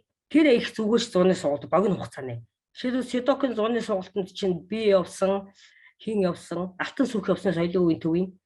Тэгээд бас захимаар хийдэж штэ зуны сургалтууд чинь. Тэр захимаар хийхэд бас л хэлний одоо шил олон улсын музейн зөвлөхөд байна штэ. Дэлхийд даяарх МОК гээд бүх тийм сургалт нэг курсыг яваад дууссан. Одоо дахиад сая зарлаад бас дуусчлаа. Тэгэхэд манай гишүүдээс тэрэнд ерөөс авахгүй ба штэ. Йоо, Бомада доктор таны над хэлж байгаа дэр нэг хурдан санал хэлж та энэ мэтлэнгээ маш олон мэдээлэл өнөөдөр хэллээ те. Энэ мэдээллүүдээ нэгтгээд музейчдын клуб дээр одоо шеэрлээд хамтраад мэдээллүүдээ музейн одоо мэргэжилтэнтэй хоёулаа хамтраад бүгдээрээ хамтраад түгээж. Харин тий сургалтын талаар ч юм уу те. Юуны гадаад харилцааны талаар мэдээллүүд бол Монголын үндэсний музейн мэдээ сэтгүүлийн ард талд бол хин Мяндс ч гэсэн өөрөө өгч ирсэн шүү дээ нөгөө нуурын ямар юм бэлээ. Та нар нөгөө байгалийн түүхэн үзэж бас бүрээдیں۔ Байгаль нуурын юу Байгаль нуурын нуур билүү юу лээ. Тийм Тэгэхээр бид нар одоо жишээлбэл Японд нацаг намыг сурч ахт нь бүр хүсэл тавиад нацаг намаар бичүүлэл. Тэгэхээр хэрвээ гадаад харилцааны энийг сонирхож байгаа хүмүүс бол музейн мэдээлэл сэтгүүлийг бас үзэх хэрэгтэй. Бас 2000-ад оны дунд үед үндэсний музей хэрэгжүүлсэн төслүүдийн тухай би бас нэгтгэж бичээд хэвлүүлсэн бас. Тэгэхээр цаашдаа бол хиний Мяндсын санд бол зөвлөдөө яг ингээд бид нар мэдээж юм шиг мөртлөө нарийн ширийн мэдээллүүд чи бас хүмүүс сургалтуудын талаар ч мэдэхгүй байгаа шүү дээ тий. Сая бид нар бол яг олон улсын музейн зүйлийн үндэсний хорооны хурал хийсэн. Тэрэн дээр бол Эрдмаа бол бас төсөл хөтөлбөр сургалтын талаар бас презентац тавьсан бас. Гээд ингээд цөмөрөө аль болохоор би үүндээ ер нь тэгэл мэдээлэл авч ижил хамгийн түрүү мэдээлэл авсан хүн л юу ааш тээ тий. Бас мэдлэг болон мэдээлэл хамт шеэрлцгээж байя гэж. Тэгээ зөв санал тий. За бид тийм боломж олгож штэ энэ Америк Монгол улсын төвийн энэ хэлцүүлэг тийм ээ. Тийм манай хилцүүлгийн одоо гол зорилго чинь одоо энэ шүү дээ. Хилцэх асуудлаа ярилцаад энэ платформыг бий болгох те хоорондоо ярилцах шийдэл гаргах энэ бол манай яг хилцүүлэх юм бол яг тэрүүн зорилго байгаа. Тэгэхээр өнөөдрийн хилцүүлэг маань маш амжилттай боллоо. Хэдүүлээ бас тодорхой үр дүнд хүрсэн байна гэж найдаж байна. Тэгээд удахгүй дараа сарда сургалтаараа бүгдээрээ иргэн уулзъя. Тэгээ өнөөдөр уг нь Чингис хааны музейн Эрдмаагч бас оролцох хэрэгтэй байсан боловч харамсалтай нь яамн дээр яаралтай дуудагдах ажил гарсан учраас оролцох чадсангүй. Тэгэхээр дараагийн сургалтын дээр ч гэсэн бас хамтарч ажиллах байхаа гэж найдаж байна. Тэгээ бас бусад музейн хэрвээ төлөвлөлт байвал энэ дараагийн сургалтын дээр хамтран ажиллах саналыг бас хүлээж авна шүү. Тэгэхээр та бүхэн маань идэвхтэй оролцоорой. За тэгээд хэдүүлээ хэлэлцүүлэхэд дараа дахиад иргэд уулзцгаая. Тийм. За баярлалаа. Баярлалаа. Энд бас ямар ч юм бас баярлалаа.